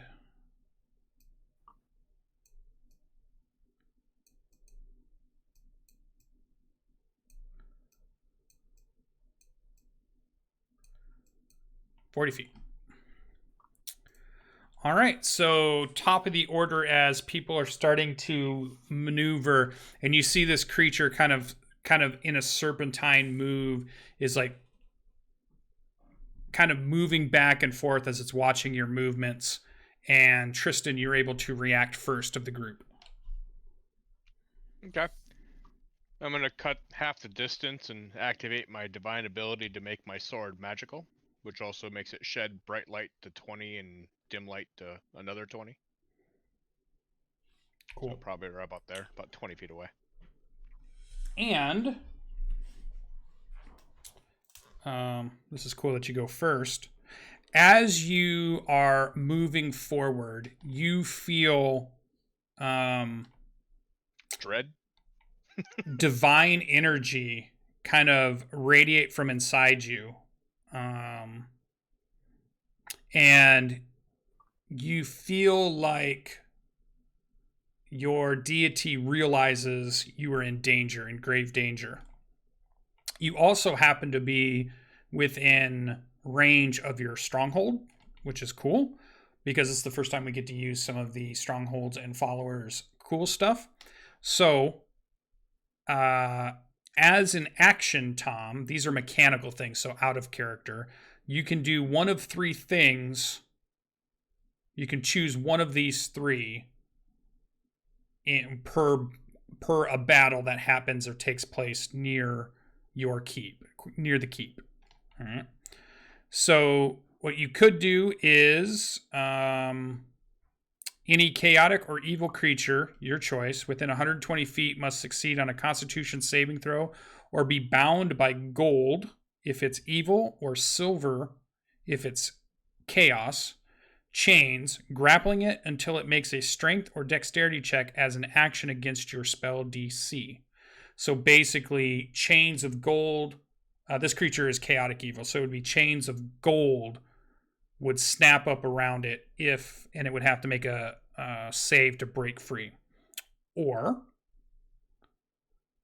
and what's happening is your god is fueling like the prayers that are running inside your head.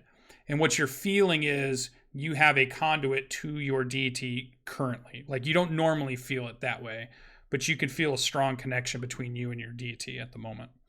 The second option that you could choose is flying creatures within 120 feet must succeed on a con check against your spell save DC or immediately land. They cannot take off again for 10 minutes. Was this made for dragons? Last choice. Choose an ally within sight to gain an AC bonus equal to your charisma bonus. Their armor becomes gold for 10 minutes. So they get to add your charisma bonus to their AC.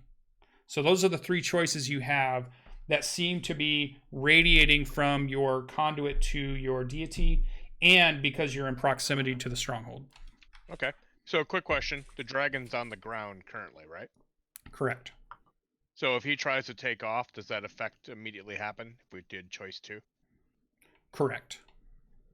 All right. You feel like it would. So This right. all feels very new to you, and it feels like you have vague feelings of what these things can do, but it's almost like your god is saying, I'm about to help you in some way. What do you want me to do? So that's why you have a choice. All right. Well, given that it's kind of impromptu and I don't want to micromanage it too much because that seems cheaty, I'm just going to give Rock the bonus for the armor because that seems a smart call. The first thought I had was if we down it where it can't run away, that's great, but only if we can kill it. If we down it and it's forced to fight us to death, we're fucked. So I kind of want to make it so Rock has a chance to survive. All right, so your prayers go to your deity, and we see the skin and armor things, the small bits of armor that, or straps or gear that Rock wears, almost gets encased in gold, as if he has a small, thin layer of gold all around him. What is your charisma bonus? +3. So you get to add +3 to your AC, Rock. Thank you. And that goes for 10 minutes.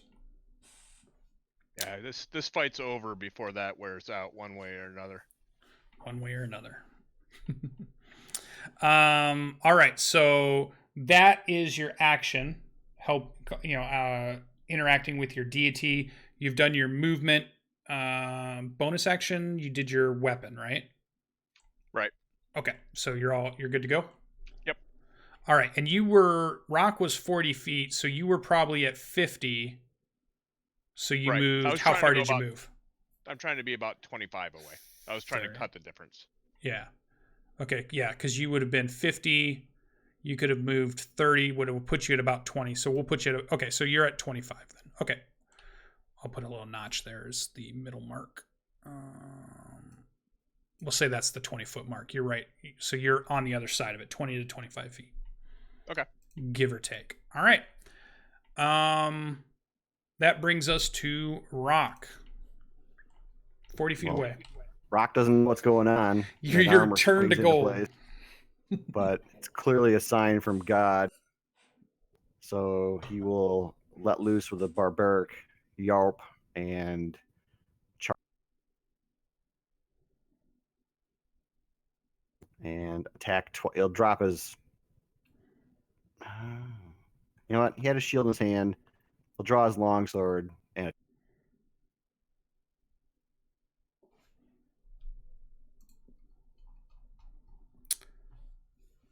So you're dropping a shield?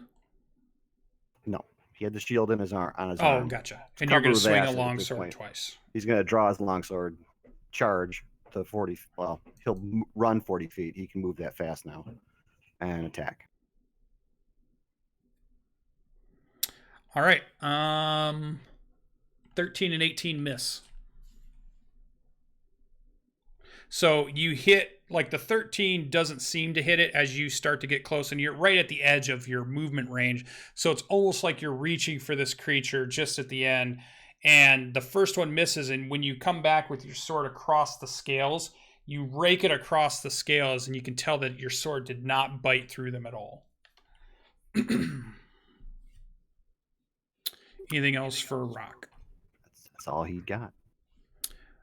All right, so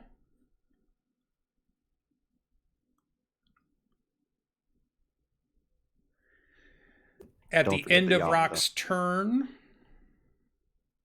you see this spiked and bone-laden tail whip crack around and try to spear Rock as it comes. It kind of swirls around and tries to pin him and hit him with a tail attack. Let me make sure I got everything normal, public, so you guys can see it. Yeah. All right. So, ooh, okay. Are we crit. Still on turn order there? Yeah. Legendary action. So 23 bludgeoning damage from this thing as it buffets into you from the tail. that brings us to Albrix. You've dove out of the way. You're kind of in the bushes. There's some bush and trees near you, but they're mostly on this trail that leads to the Abbey. You're off to the side now. You were prone as you threw yourself to the side. All right, I'm going to stand up. And as I do, I scoop a bit of the earth and rub it between my hands as I start intoning magical words to conjure animal. Cool. And what version of this conjure animals are you doing? I'm going to go for the 8 quarters. So I want 8 quarter CR. All right. Let me take a look.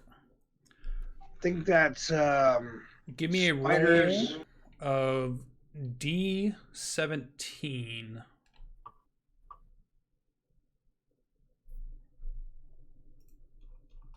Let's see what comes up. 1 second.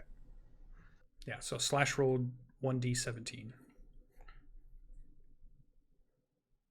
Is it slash R or slash roll? Slash R space 1D17. Enter.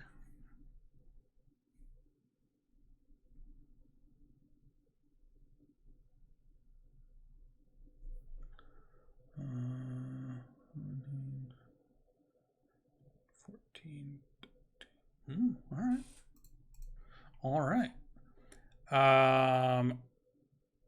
8 wolf spiders appear.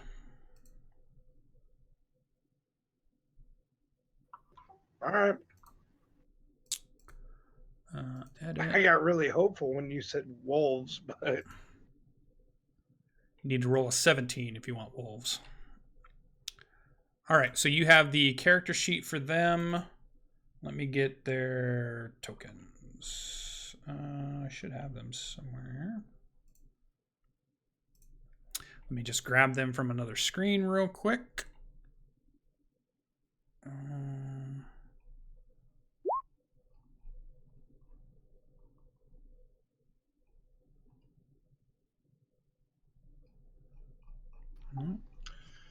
And each one of those have 2 extra hit points per hit die.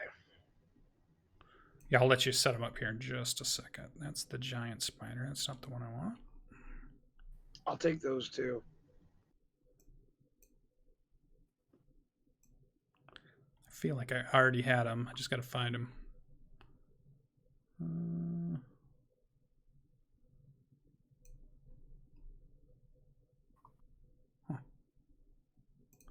All right, 1 second. So many spiders.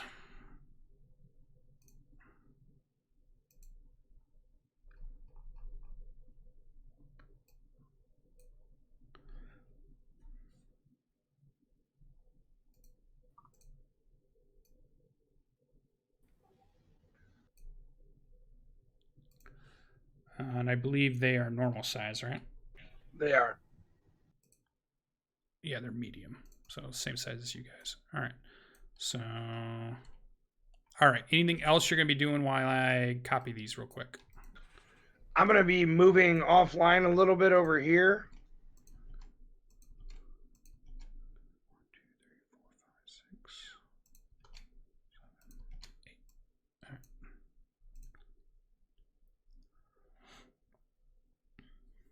Okay, so you're moving closer or?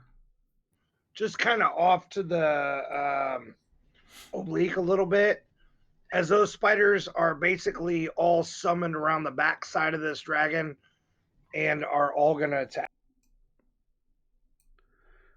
All right, so you're gonna bring them up behind? Yeah. Gotcha.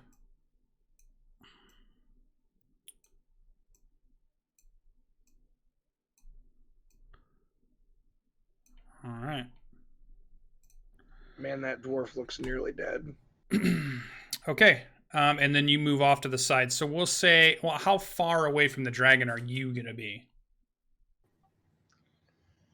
I I mean, I can only move 30, so I'm probably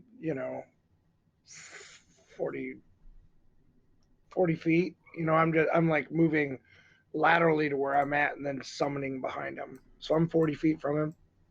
Okay, I'll just put 40 feet.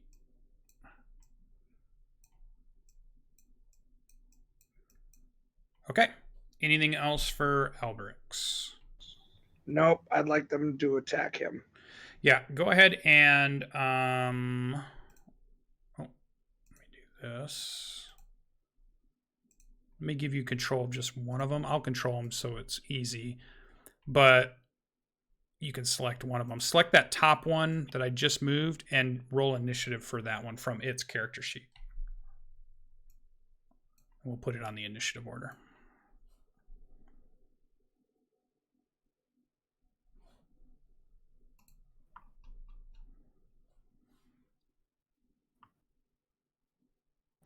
So 16. All right. Oh, I didn't add it. Let me add it.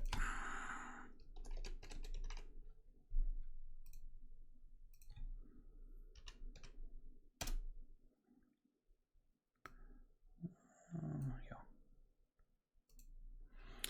All right, and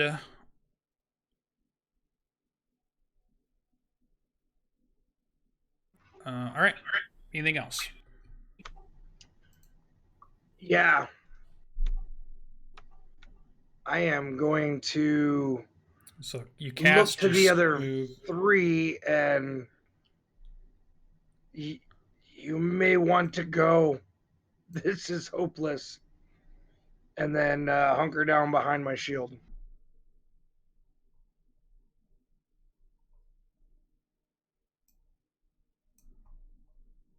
All right. That's my turn. All right. As you're doing that, you can tell, you see the dragon's head move, and you can tell that it picks up the presence of the spiders behind it, and it's also keeping an eye towards Rock and Tristan, and it kind of then makes eye contact with Vormar and says, just like the last companions you traveled with foolishly charged forward. They should have ran when they had the chance, like that one said.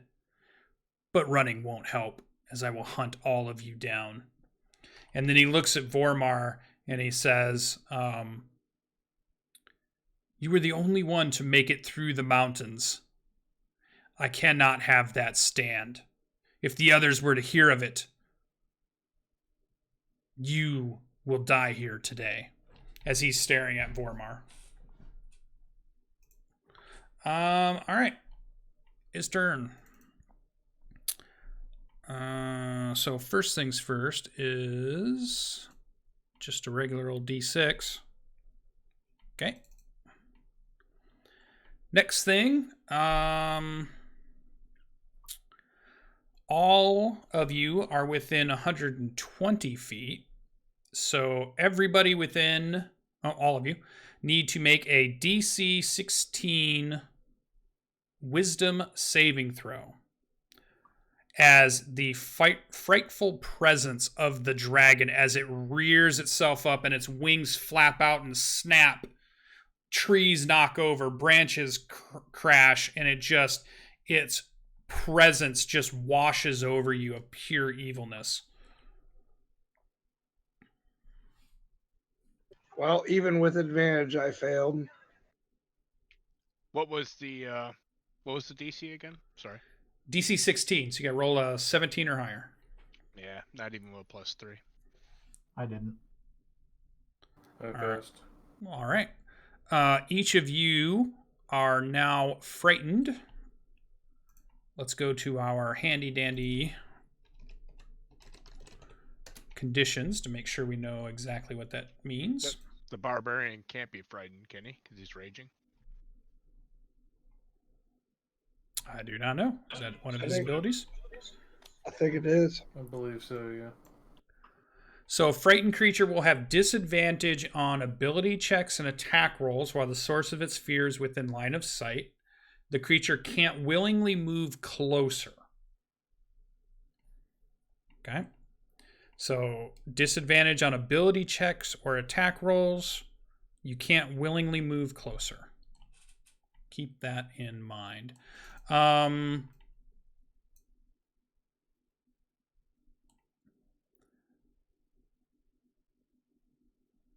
Albrix, go ahead and roll.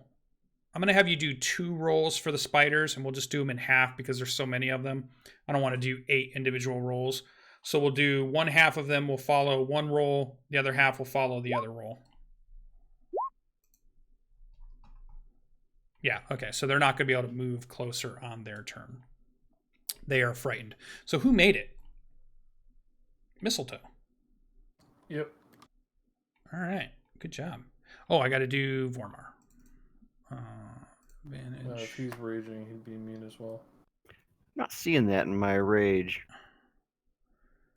It's It's one of your mindless. level bonuses, I think. But I thought you had to be raging for it to work.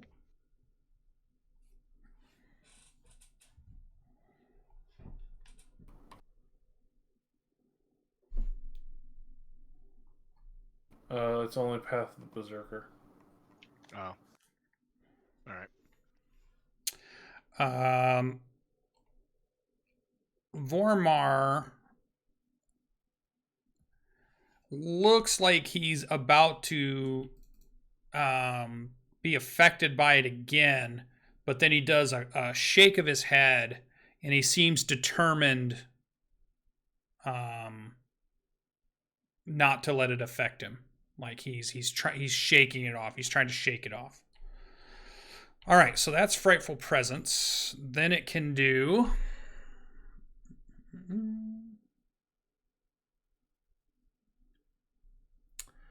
So it is going to attempt to claw out at one of these spiders, one on each side here, as it twists itself around, reaching out claw to just attempt to crush them in its hands. And then its teeth are going to swing back around and try to chomp down on Rock. So claw number 1 on Spider. 13 slashing. Is that enough, Sasha? Yes. Oh, yeah. Okay. Claw number 2, 12 slashing. Yep. All right. It just crushes them.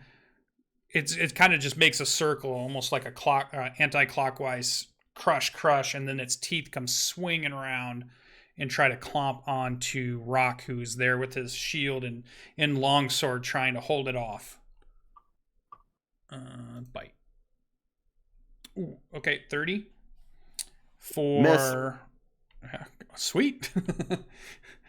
If it missed, good job. For 19.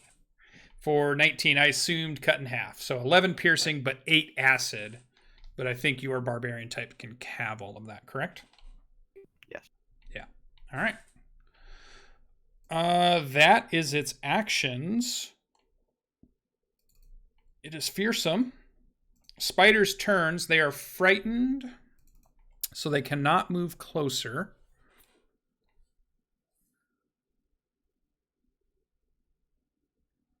And you can repeat the saving throw at the end of each of your turn. So you told them to attack. The wolf spiders can... Oh, they don't have a spit. So you see that they are trying to follow your orders, but they aren't moving closer towards the dragon. You know they're being affected by it, just like you're being affected by it. But go ahead and make 2 rolls again, the upper half and the lower half. These are saving throws, so I don't think it's at disadvantage. I think it was only ability checks and attack rolls. and attacks. Yeah, so this is normal.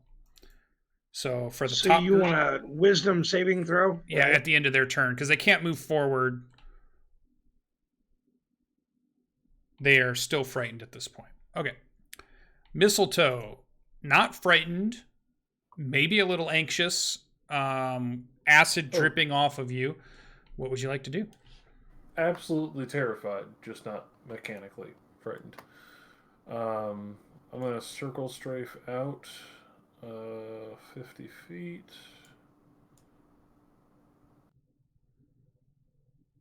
I mean, you can kind of pick how far away you want to be from it. Yeah, I was doing some measuring to see how far I could get and still be in range. So I'm gonna circle strafe out and fire off a couple blasts while just screaming. It's just utterly wordless screaming.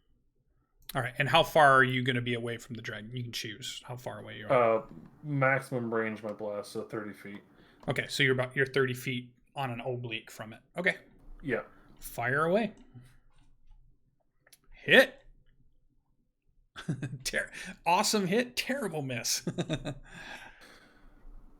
So that is 22 points of radiant damage off the crit.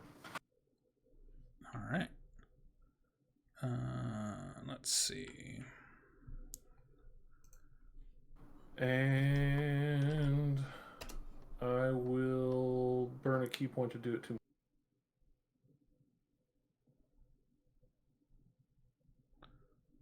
23 and a 15 to hit. 23 strikes true. 15 is not able to penetrate the black scales of the dragon. Another 10 points of radiant. And that's it. All right. At the end of your turn, its tail will lash out.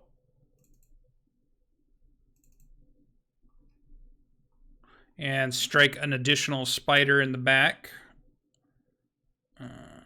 Yeah, tail attack. For 8 bludgeoning damage as it slams its tail against the ground. So they all have 15, so it's got 7 left. I'll put that there. Okay.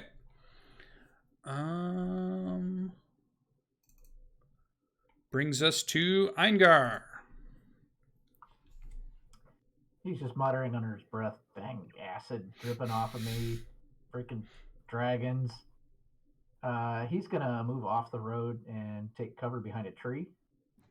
Make a constitution check for your pass without trace. Oh, thank you.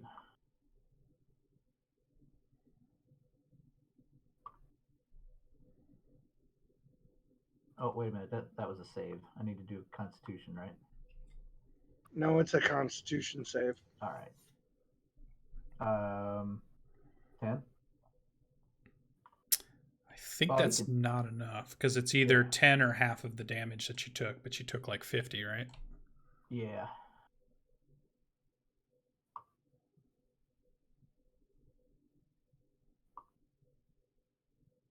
So I'm going to move to a convenient tree.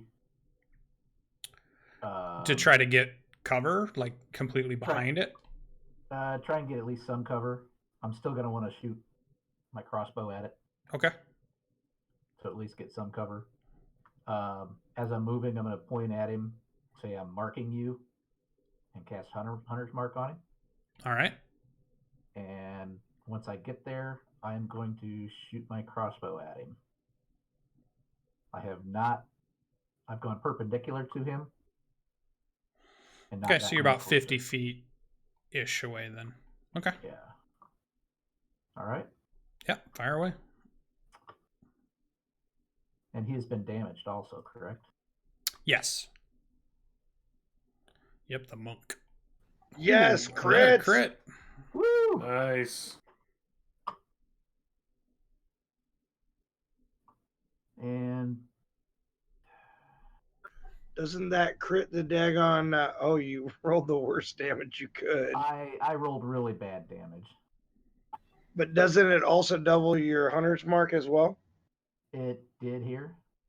The 5 is one of the Hunter's Mark and Colossus Slayer, and the 4 is Colossus Slayer and Hunter's Mark. I rolled 1s. So 9 piercing? So 9, 15 plus 9, 24 points.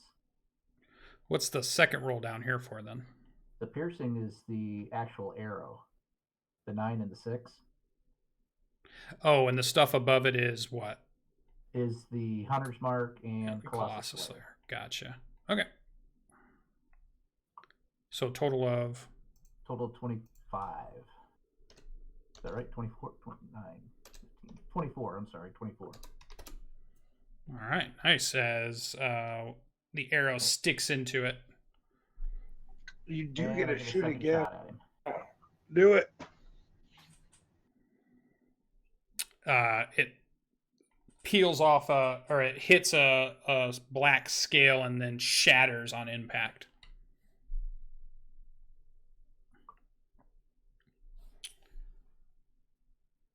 So that was your bonus action, and movement, right? Right. All right. End of your turn. Let's do another. Yeah, let's do another tail attack. Finish that spider off that it already had hit. All right, that brings us to Vormar, who made his save, but he's definitely 50, 60 away, so he doesn't move that fast. He's going to have to dash as his action to get there. And he's running up, weapons out. He seems to be in a rage, and you can see that his muscles are rippling. Just he looks even bigger. He's puffed out, and he's at a full charge as he gets to this dragon at a dead charge, a dead full run speed. He's got uno mas left. He's gonna wait one more. Top of the round, swings back around. Tristan, it is your turn. Alrighty. I moved here. And then I cast Heroism as a second level spell.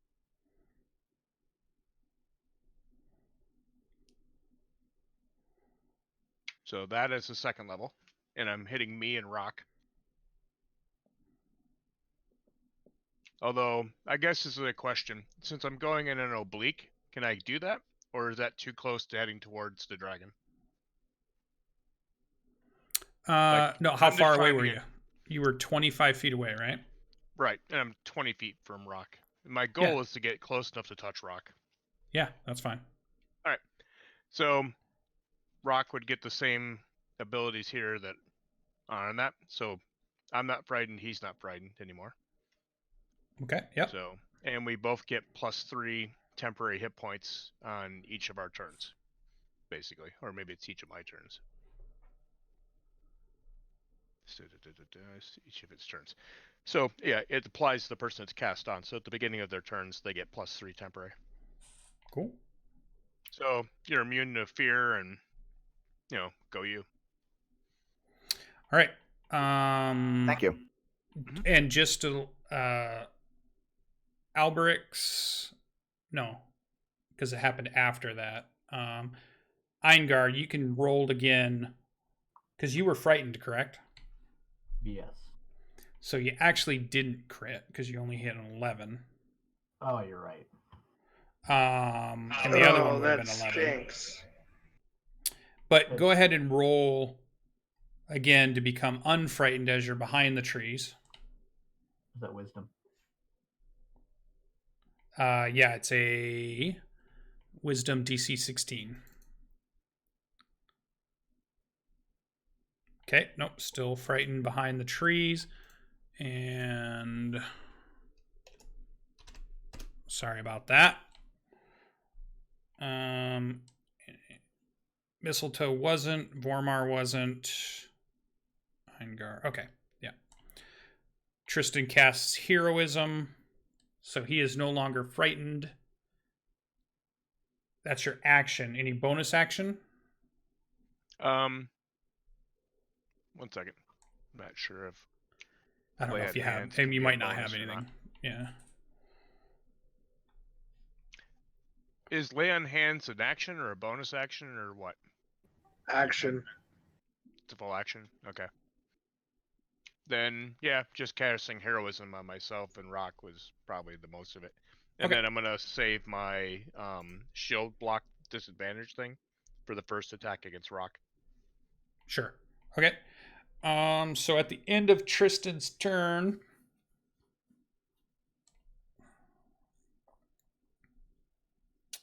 you see Istender looks at each of you, acid dripping out. And for its final, oh no, can't do that. It can do one more, a tail attack. Its final tail attack. Let's put a tail attack against another one of these spiders in the back here.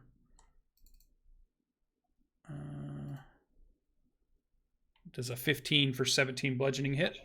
Oh, that a shower of chitinous legs goes flying.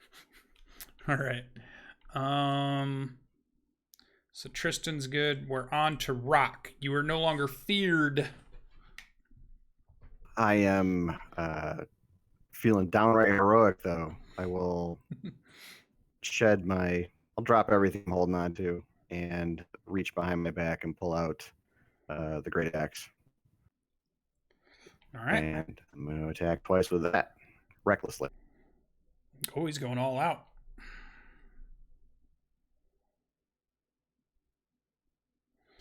So you get advantage on the attack. 21 hits. 16, you smash into the black scales, but your axe is not able to bite deep enough. The first one does draw blood. 19. Nice, good. All right. Anything else for Rock? That's it. Alberix is up. All right.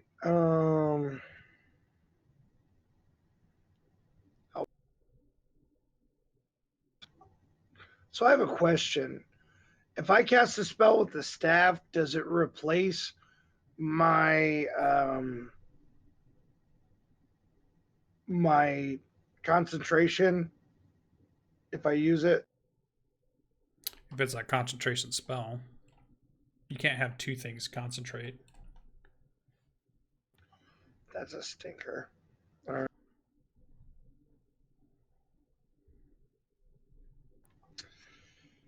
All right. With that, seeing that the spiders are all being bitches, Alberix lowers his staff, and the insects, the carven insects along it, start to writhe and move along it until the wooden sphincter opens and then belches out an insect plague. Personally, I thought your spiders were being awesome.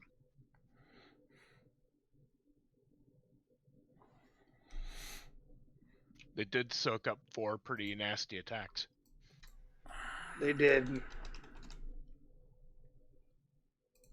So what does insect plague say?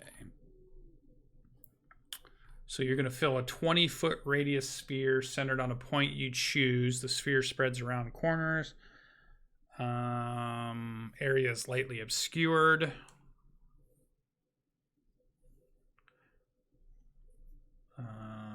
It is concentration, so the spiders just kind of dissolve.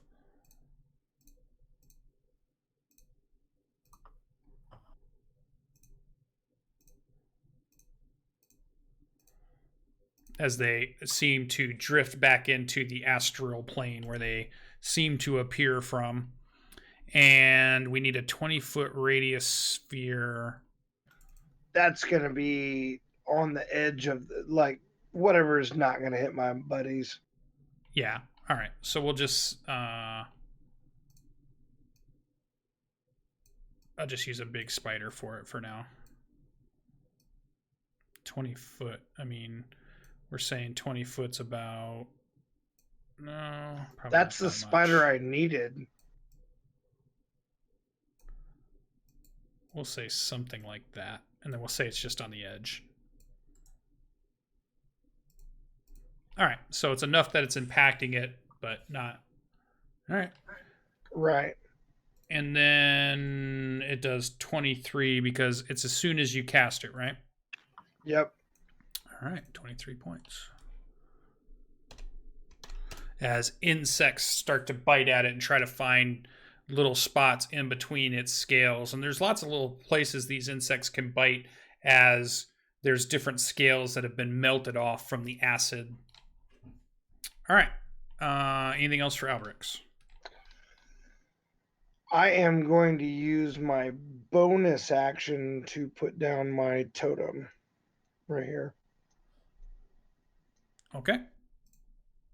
We'll just totem. And I'm going to move back to the dwarf. And what totem are you putting down? The unicorn. All right. Anything else? Nope, that's it.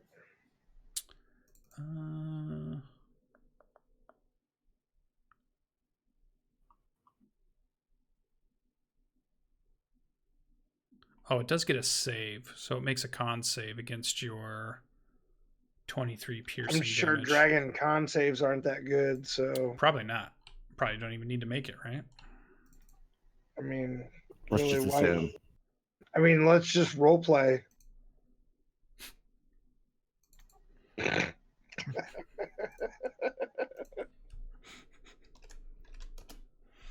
All right. All right, so dragon turn. On its turn, it's done its frightful presence, so it doesn't really need to do that. Let's roll a d6 to see what happens next. Okay.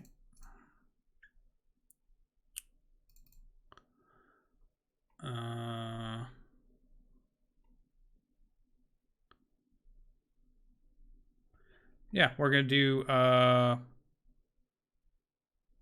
bite and 2 claws. I'll try to affect the bite. All right. Let's do that one first then. Disadvantage because he is going to try to bite Rock. I'm at a 19 now. Ooh, nice. 24. So that's 17, 18, 22 points of damage. Some of it a little bit of acid as you feel the acid teeth sink into you. We get a claw out towards Vormar. Back to normal. Oh, yeah. He takes a big gash across him.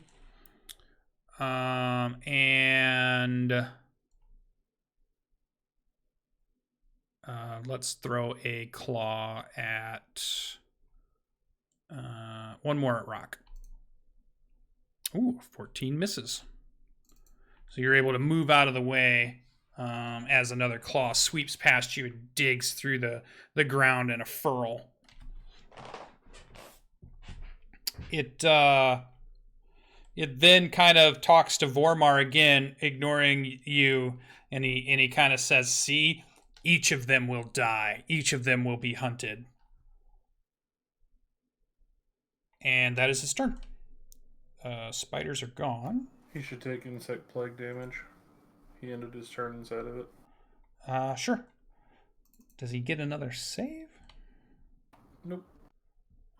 Each creature in it makes a constant. I think he gets a save every time, but Yeah, it says a creature must also make a does. saving throw when entering or ends it there. Sure. Let's do that.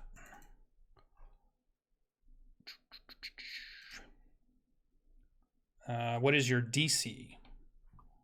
16. All right, so 12 is a miss, so he takes the full damage of 16. Minus 16. All right. Now it is Mistletoe's turn. Circle strafe, circle strafe. Okay. What's the distance you're keeping between you and him? I am staying at like the absolute maximum range that So I can right at 30 project. feet. So right Okay. at 30 feet. Perfect. 21 and 23 to hit. Both hit.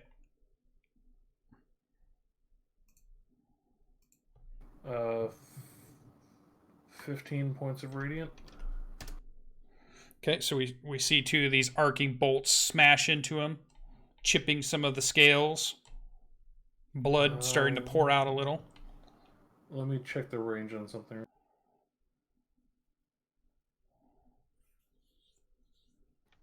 Can you stunning strike? Yeah, but he's got a +10 on his con save, and I really don't see that working on my DC 15. It's only got to work once. Yeah, sure. I'll blow a key point to attempt a stunning strike once. Okay. And you see his head turn towards you, and he just shakes as you feel your key try to enter its presence, but just is rebuffed as if it can't penetrate. Ooh, legendary action. The good stuff. Or it's immune to stunning. One of the two. Yeah, I'll go ahead and use my bonus action to hit it one more time and keep running. Another crit. Nice. Where I rolled minimum damage. So 11 more points of radiant. Man, you guys are usually throwing out big damage numbers. All right. At the end of your turn, you're done? I'm going to scoot back like 15 more feet just because I have absurd monk movement. Just kind of pop in, pop, pop, pop, and then back out a little bit. All right. So we see the big black wings of this creature strike out again, and then it does this buffeting wing beat, and everybody within 10 feet of the dragon must make a dexterity saving throw, please. You are looking for DC 19. People within 10 feet of me get a +3 to their save. DC 19. What the heck? I think I've got danger sense should give me advantage on that as well. Sure. Nope. Is that just everybody close? Everybody within 10 feet. Oh, 4 more. Okay. Sorry.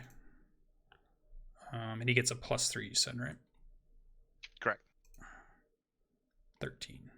Oh, so he's affected by it too. All right, so Rock, you are knocked prone, and you take 13 bludgeoning damage, and so Vormir's pushed back a little, knocked I prone. thought Rock had a 20. Oh, I'm sorry, it was Tom. I meant Tom. Right. What was that then? So it's 13 bludgeoning damage, and you're prone currently. All right.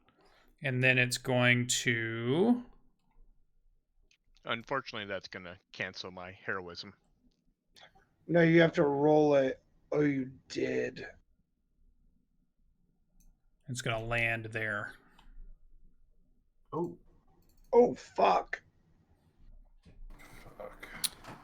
And that brings us to Eingar.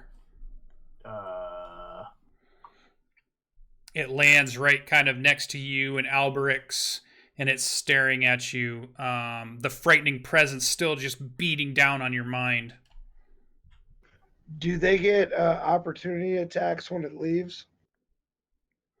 Rock would be able to use the reaction if he wished. I shall. Do you have Sentinel like every other Great Weapons Master Fighter? I am not a human.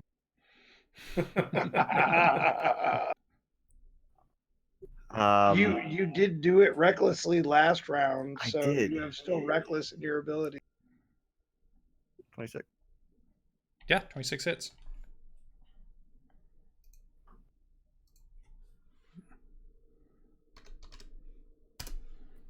Pants. All right, that brings us to Eingar. He is going to disengage and move. Yep, you could smell the acrid spittle dripping out of the sides of its mouth. You can feel its menace as it stares you down. I really didn't think that was the description you were going to go with. I thought for sure it was going to be the smell of dwarf urine in the air is strong. Yeah. Yeah, There's he looks fear at you levels, like, too. scrumptious dwarf. I love chomping on the dwarf. And I am going to move to there. Okay, Uh, so you moved 30 your feet. speed 30 feet? Yeah. 25 feet? 25. I got 25. All right. There we go. Let me move this stuff Got out. that shitty dwarf move. Yeah. That's my action. That's my movement. I don't think I have anything for bonus. Is that a bonus? I do have a bonus action. I am going to cast Healing Spirit Oh yeah. and Noise. put it right in here somewhere, so that when these guys move towards the dragon, they can run through it.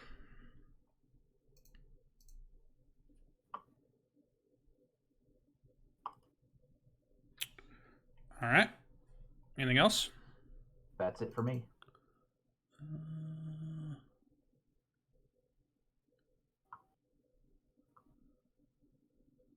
So as an action, we see a tail whip crack out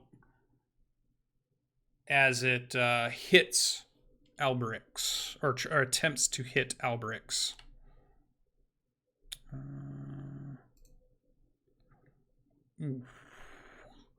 It's almost like it pins you to a tree and then yanks itself back out of you, and you hear this like it's almost like a crossbow bolt or a ballista bolt smashing into a wooden shield when it hits you, for 17 plus 9 bludgeoning damage. So that should be 26 total points. Holy smokes. And so your con check should be a what? Oh, I need to check if I'm feared anymore. Yep, at the end of your turn, you can roll for feared. Oh, I failed. I failed. It's a 16, right? Yep, 16 wisdom save. All right, so this goes down. All right, that brings us to, that was at the end of Eingar's turn that happened. Vormar, kind of picking himself up, seems dazed, has fear look in his eyes. I think he could still make it back within 40. We'll say he's within 40. Charges over. He looks like he's near his last legs. He's been damaged enough from that acid attack and the hit. But he's going to swing with all of his might. We'll do 2 battle axes, or a battle axe, a warhammer, and a bite. Sure, he's raging. And yeah, Dude's fearless. so that.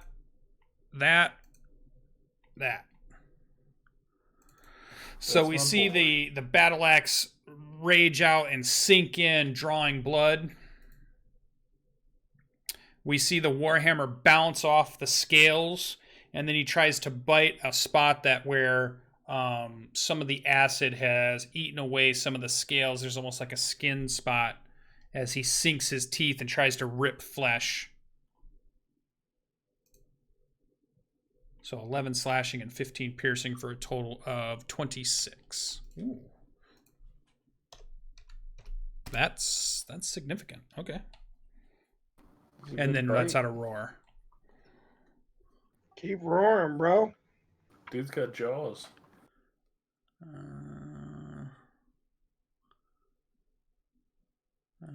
Okay. And then looking at Vormar, he kind of snarls, "How dare you? You should run, little bear, run." And his tail lashes out and attempts to strike Alberix once more. Nope. Let me think of that. Nope. I did 2, 3. Nope. Nope. I'm wrong. Can't do it. Tristan, you're up. Sweet. I spend half my movement to stand up.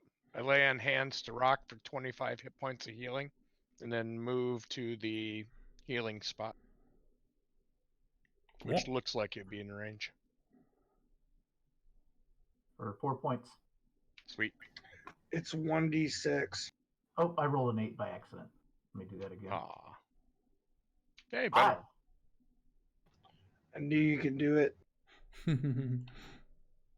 Spiffy. All right, so I still have a 5 points of lay on hands healing left, so it'll help Rock a little bit, and then that should be everything. All right. Brings us to Rock. So he's 40 feet from you. Undeterred. Rock charges by, gives Tristan a high five, and leaps into the air. Attacks twice, recklessly. You go through the Oh, I did. Spirit. 5. Thank you. The high five as he goes in.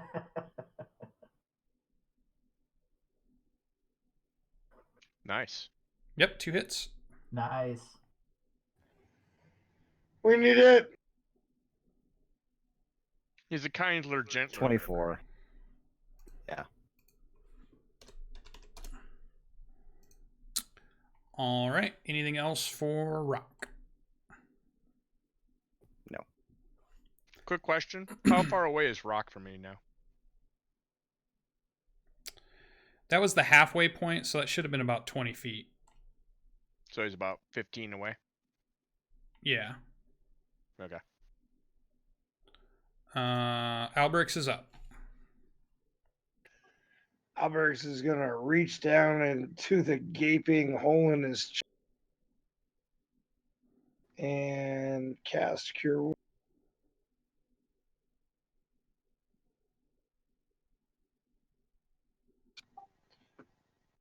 So that heals 13 plus 6 for him. And then it also heals plus 6 for everybody inside of that radius. What's the radius? 1 second, please. 30 foot. Nice. Thank you.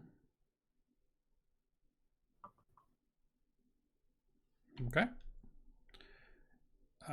Anything else? Yeah, I'm going to get the fuck away from the dragon.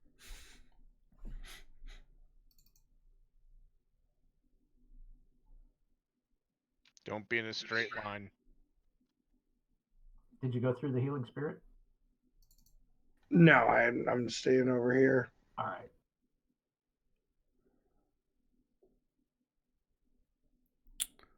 All Nope, right. that's my turn. That's your turn.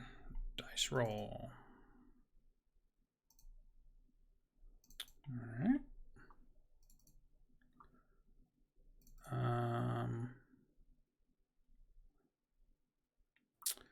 So it flaps its wings and begins to fly.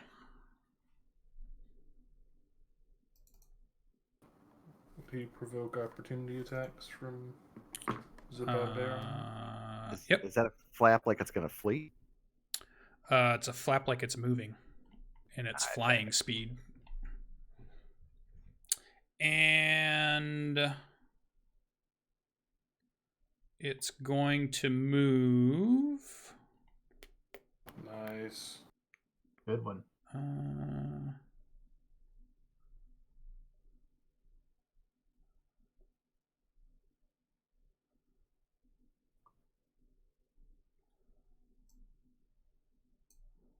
Nice hit, dude. Oh, nice. All right, what's the total? 30. Raka laka, raka laka. Dude, if you had Sentinel, that would be a game changer. Come on, Vormar, bite its dick off. Oh yeah, Vormar can do 1 attack. Do it. Battle axe. Ooh, not able to get through. Just clips the scaly head of its member. Did not need that image, thank you. It was like, I'm seeing like the tail from Alien now. Yeah, so it's going to move to here.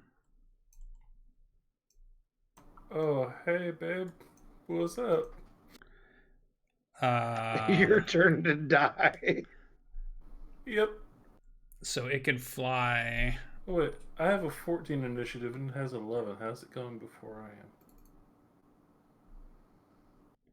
am? I don't know. No, it had a higher one than that. I think I must have clicked on it. Cool. That's the order we've been going. I accept my death. Yeah. So it should be 1 bite, 2 claws. So here we go. 1 bite. Miss. 12. Shockingly misses. Claw. Hits. 12 slashing. Claw. 17. I don't know what your monk AC is. 16. Oh, 13 slashing. I'm out. It would be an 18, but my starting item is still in the Black Pyramid. Oh, gotcha. So you're down. Okay. Yep, Mistletoe collapses on the ground, bleeding out.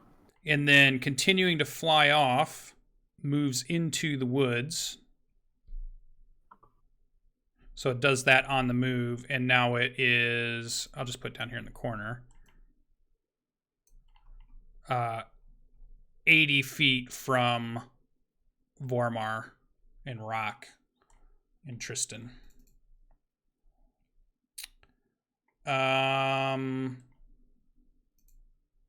Mistletoe, go ahead and make a death saving throw.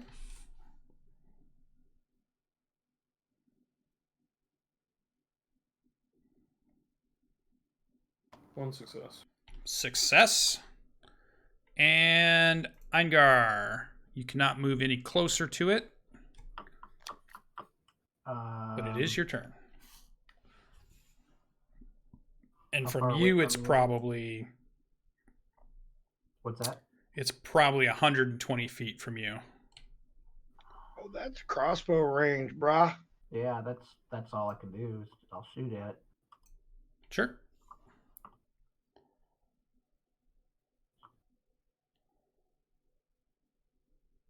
Ten 10 miss. Kind of goes off into the trees. and a 6. Yeah.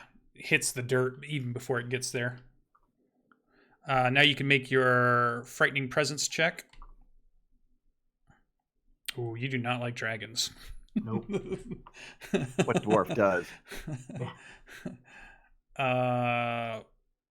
Vormar. They tend to inhabit our minds.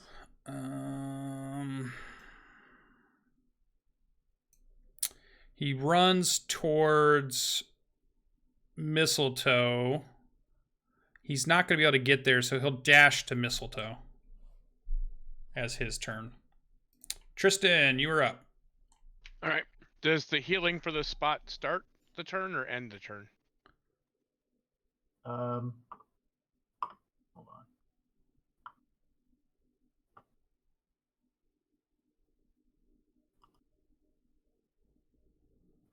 It.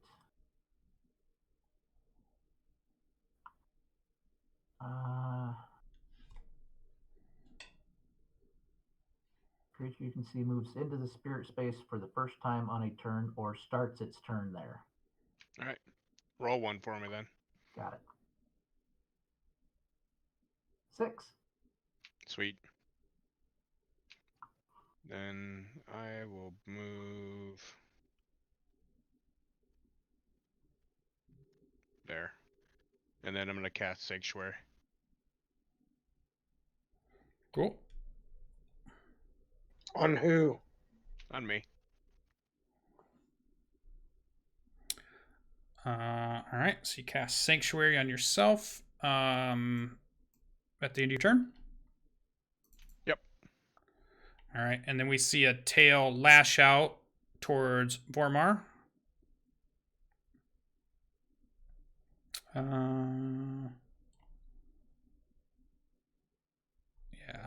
It's got good reach.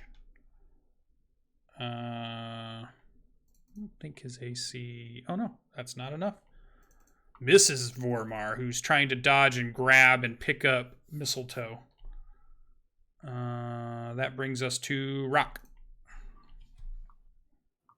I'm going to run 40 feet, and I don't know where I'm keeping my javelins on me, but I'm going to throw a Cool. Clearly, you have a javelin holster. Yeah. I mean, it's I get D&D, advantage- so everything's on your back at all times. Yeah, it's a portable hole in my back. Can I get reckless attack on the throw? I think so. I think it's just a weapon. I don't know if it's a melee attack. That's Might what I'm- check. I mean, it says Show the it to me. melee. If it says melee weapon, then it is melee. But I'm using strength to do it. But No, it says Melee. melee weapon. it doesn't matter. It's just to keep my rage going. So why don't you like hit yourself in the nuts to keep your rage going? That's That's still cheap. a 26 to hit. Jesus. So he kept his rage going with that throw. Beautiful. What a stud.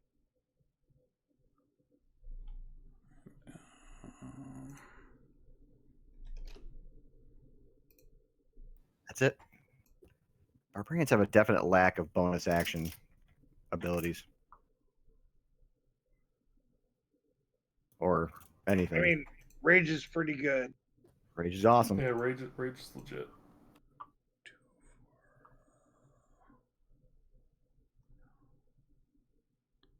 Bonus actions are for when you cross class into Bard for no discernible reason.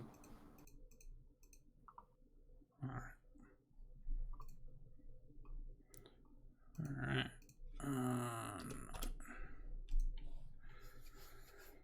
At the end of your turn, let's do. Well, we got another tail, so we'll try another tail attack on Vormar. Missed. Look at those bad rolls coming now. Albrix's turn. I still can't believe you hit it with that damn javelin. Dude, I'm So in shining Albert gold is armor. gonna I'm clearly move here. down, and then I am going to dodge with my regular, and then with my bonus action,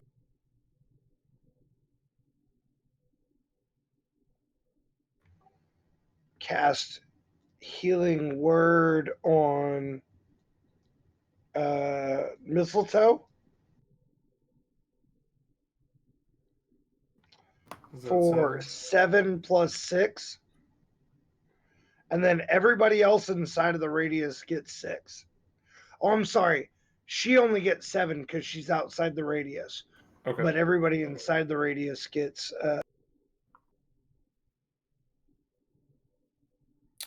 Did I get any hit points from Eingar's spell?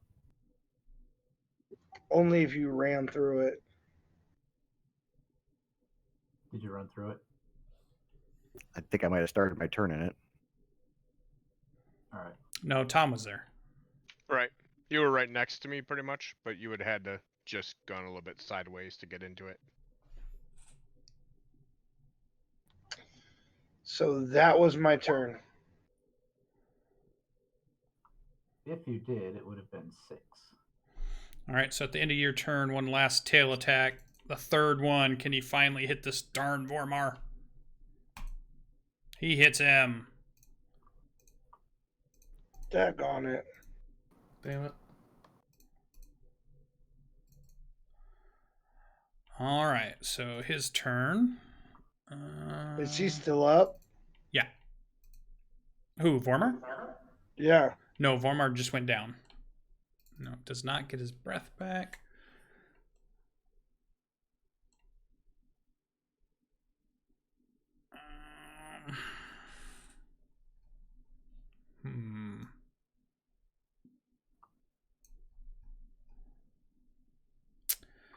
Takes flight and crashes through the canopy into the sky, out of sight.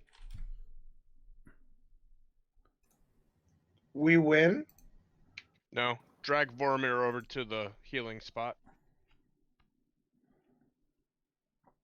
Mistletoe, you're laying on your back. Okay. I'll move the healing spot closer to them. Whatever. So he went like 80 feet straight up. Yeah. Well, Okay. you don't see him at all. Like you see it, the canopy, and then you don't know where he went after that. How high up is the canopy? I guess like a standard tree, 20 feet up, I guess. Okay. As a quick observation, how long was the acid stream that he shot out? I'm assuming we can still see the after effect. You would have estimated somewhere around 60 feet. Okay. So I'm going to bonus action Step of the Wind and double my jump and try and leap up into the top of the canopy and see where this guy is. Good monk move. Yeah, that was a good monk move. Do you have like a climbing speed? In a world No, where monks but are... I can double my jump, and I'm going to have to make like an athletics check or something to try and like run, basically like parkour up the tree and leap up into the upper branches. Yeah, so what do you think the DC should be on that? Give me a good DC. What kind of trees are we in? It is like Uh, big Oh, gnarly is he, oaks like, or Kind of like pictured on deciduous? the background. Coniferous? Give it a 20-ish. Sure. I'm good with that. Damn it. So I'll say you get into the tree, but you're like at the lower branches. You haven't got up through the branches. You were able to get up to, but you still have several branches you would have to go to get up to the very top of the canopy. You don't see anything current. Well, do a perception check. Those are specific jumps. Not 20 on a perception. So you don't see him, but you can hear the direction of the wings that are beating, and you know that it's west of where you're at, but you don't see him. Okay. Can I use the rest of my movement to try and climb the rest of the branches up? No, that would have been your movement, right? No, that's Step of the Wind, which is a bonus action to give me the dash action. Hey, Lucian. Yeah, but the dash is using double your speed, which is all of your movement. No, to use dash as a bonus action. Monks can double move plus action if they use Step of the Wind. Well, let me think of that. Dash. Because you could dash again? I can move, then dash, then take an action. Well, and you can move and take an action, which is called dash. Right. Step of the And you're Wind, saying bonus you may action spend dash. one key point Gotcha. I to see. use dash as a bonus action. Yeah, we don't do too many monks, so we're learning. Yeah. We're learning as we go. I randomly rolled it, so learning here too. Yeah, so climbing's going to be difficult terrain. It's not actually running across the ground, but you are a monk, which needs to be able to do cool stuff. So I think it'd be another athletics check. What do you think, DC wise? If I'm up in the branches, 15-ish. All right, Good. I'm good with that. Fail again. All right. So you get up, branch breaks, you start to fall, and in a cool monk loop around one branch, you land on a lower branch, but you're back down towards the bottom set of branches. You were almost at the top when the branch gave way. Hey, Lucian. Okay. Yeah. Using Hunter's Mark, I've got advantage on either Wisdom Perception or Wisdom Survival check to find it. Sure. Is mistletoe done? Yeah, I'm gonna burn my regular action just to climb again. I want to know if this thing's about to come back down on us. Okay. Try it 15. There it is. All right, so you're at the top of the canopy. What is your dark vision? 30, I think. It's 120 and 120. You wish it was 120. For Typhon? It's not 120. Come on, jerks. Also, it's nighttime? I thought it was during the day. Nope, it was, remember, the sun had went down, and that's why it was so dark that you didn't see it until it opened its mouth. You guys were right at the end of the day, Okay. and it got dark. Sorry, I have 60. 60. Yeah, I have 60. 60 and 60 is 120. That's what I tried to tell you. Yep. You would be right at the edge of the range, so I'm going to allow you a perception check because this is going to be at the very extreme edge of your range. And no, you don't see it. 13. Its roll was better than that. Okay. Anything else from Mistletoe? Nope, that's it. Eingar, you were up. I am going to use my Hunter's Mark ability to try and perceive where it is. Then, I mean, you know that it's west of you. okay. Can I get an idea how far or whether it's coming or going? No. Okay. I'll just point over that way and over to the west and say it's over there. Okay. And using my bonus action, I'm going to move the healing spirit over to here.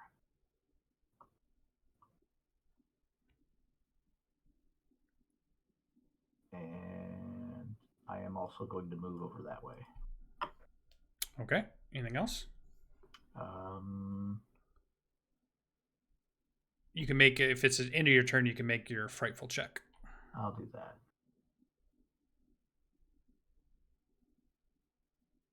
Still didn't make it. Yeah. Dragons are terrifying to you. I did not make mine in all of those, but I didn't really try to get near it. There. Anything else for Eingar? Nope, that's it. All right. Vormir, and then Tristan. Tristan's up. All right. I run over to Voromir. I touch him for 1 point of healing. Point at the shimmering thing and tell him to go stand in it. Let's see. Yeah, he does not move. Is he dead? Yeah, you look at him and it seems like he is passed. He failed 3 death saves in 1 round. Nope, he didn't get death saves. Dan just hates NPCs. All right. So when you move over and you're like gonna put your hand on him, you can tell that it's a dead body that you're touching, not a on the edge creature.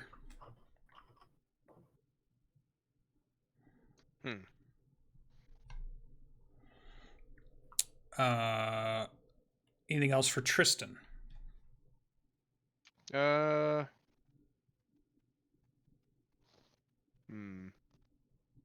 He can stand in his own space in a second. I guess I'll just move here so we're not an easy target. Alright. Yeah. There. That should be. All Okay. right. Yeah, that's about it. Rock. He is going to scream into the night, "Come back, you stupid newt!" and just stand there with a javelin out, ready to throw if you see. And Albrix. Alberix is going to go over to this brave man. And shove him into his healing spirit. I don't know what's going on with my computer. I can't move my token. But once he gets next to him, he'll look over at Mistletoe with a soft look and just stay next to the brave man bear pit. All right. Mistletoe in the tree. Oh, I forgot she wasn't there. So I'm just gonna have that moment by myself. Not seeing this creature that has flown off, she's going to leap back down, and then seeing Vormar is going to turn and with a scream unleash a torrent of sulfurous hellfire into the nearest tree and just start beating the shit out of it as she blows her hellfire blast at it. All right. And that brings us out of turn order. I'm gonna take that necklace off of Vormar. I would think that Eingir can. You're getting a vague sense that it's definitely further away. You're not getting like a every second update or anything like that. But after another minute goes by, 2 minutes goes by, it's definitely there's a certain point where your hunter's mark just snaps off as it gets out of range, and it definitely has moved west, so headed west. The forest seems deathly quiet. You can still hear a little bit of the sizzling, crackling acid stream on the trail as it had hit and smashed into leaves and branches and such. All of you have your gear is pitted with acid marks and damaged from the attacks, and then it grows silent. How much money do we have as a party? I have 0 copper, 0 silver, and 0 gold.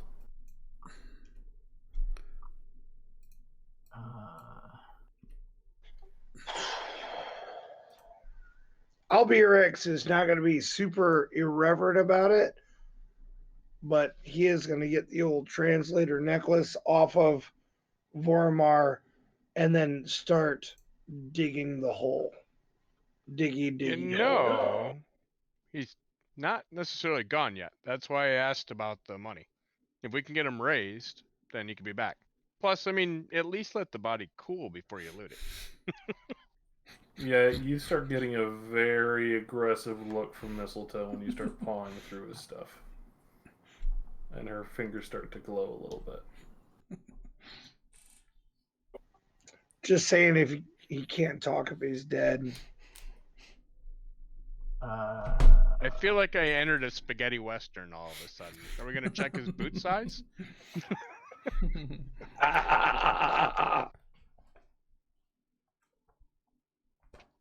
So, if anything, I think we should leave that to Mistletoe, since they were the closest people to each other in the party, because they hung out and were close. Obviously, we were secondary friends at best.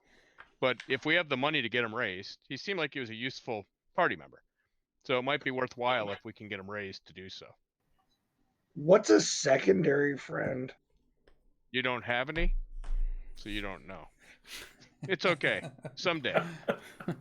I'm gonna leave that melted shield on the ground. It's grab my a- long sword, sheath that, and then I'm gonna go pick up the man bear, and I'll start walking back to.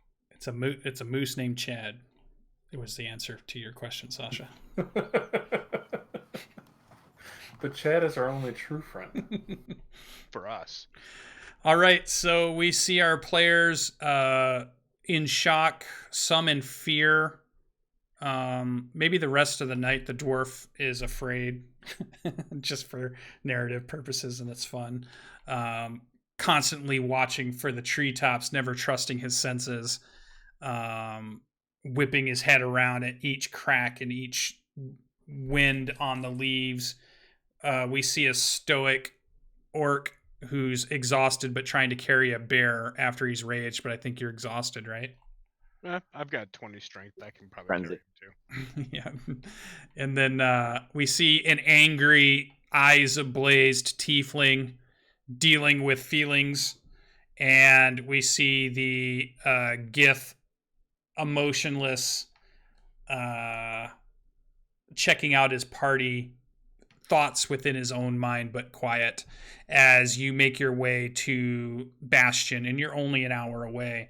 And the lights and torches of the guard that stands the walls lights your way the last few steps as you make your way into, not Bastion, into the Abbey of Saint Timur. And that's where we will end tonight's session, with an attack from Istender, the Black Dragon of the West, making its presence known, trying to kill its prey and creating enemies as it goes. And we'll have to see what the group decides to do in the next session. They've got lots of things they can do. We kind of heard them discuss their options while they were at the tavern, so they'll have to think about what they want to do. Are you guys going to do something immediately, or do you want to have some downtime at the Abbey? If you do downtime, I'll do XP. If you're going to leave the very next morning to go do some cool thing, then we'll continue on from there. Is there any option to raise the man bear pig? If you truly want to, there's no reason that he could not be resurrected. I mean, I'm not going to thwart you if the group wants to resurrect him. Is what I guess what I'm saying as a DM. Up I to you have guys. literally no money to contribute. Do you want to trade I have- mistletoe for man bear pig? That's the real question. I have some money back in Bastion. Does Mistletoe want to play a bear folk? Is that what's happening? Well, here's the thing All I'm then. saying is Yeah. that was a great backup character to have around. Do we have I like Vormar. I would imagine that Dude, between I the like other him. churchy people, we should be able to figure out how to prep his dead body best for a resurrection down the line, right? You don't whether just it's stay prepare his bones or whatever. refrigerated. No, I mean, that's why there's you a prep win- bones. There's or a whatever. window, isn't it? It's like For raised dead, there definitely is. I wasn't sure about beyond that. I thought there was a spell like peaceful remorse or repose. or gentle something. Dude, repose. It's a cantrip. There's nobody at this abbey that has that type of shit. No, you guys are the highest people at the Abbey. In Bastion, the church there does have some priests that are higher levels than you guys are. Yeah, I think raised dead. It's like 10 days, and it's like 500 gold. Something Yeah, it's like a that. diamond. or No, something, no. right? Or am I thinking of revivify? And also remember that you're out on the frontier, so prices could be... I mean, you probably won't have enough money, but it doesn't mean you couldn't find a way Bag. to... If we go finish the Black Temple, we'll have plenty of cash. That's true. Mm-hmm. That's actually a lot harder than it sounds. If you raise that option, mistletoe is in. So listen, Luke. Well, let's do this. I'm going to go ahead and end the session here. You guys can talk about stuff right here after the session or even in Discord for the rest of the week. And we will all be back next Monday to continue on the heroic stories of seeking Revonar in the frontier lands of danger and dragons and stuff. So we'll see how that ends up. So thanks for joining, and we'll go ahead and see all of you in the next one. Bye. See ya.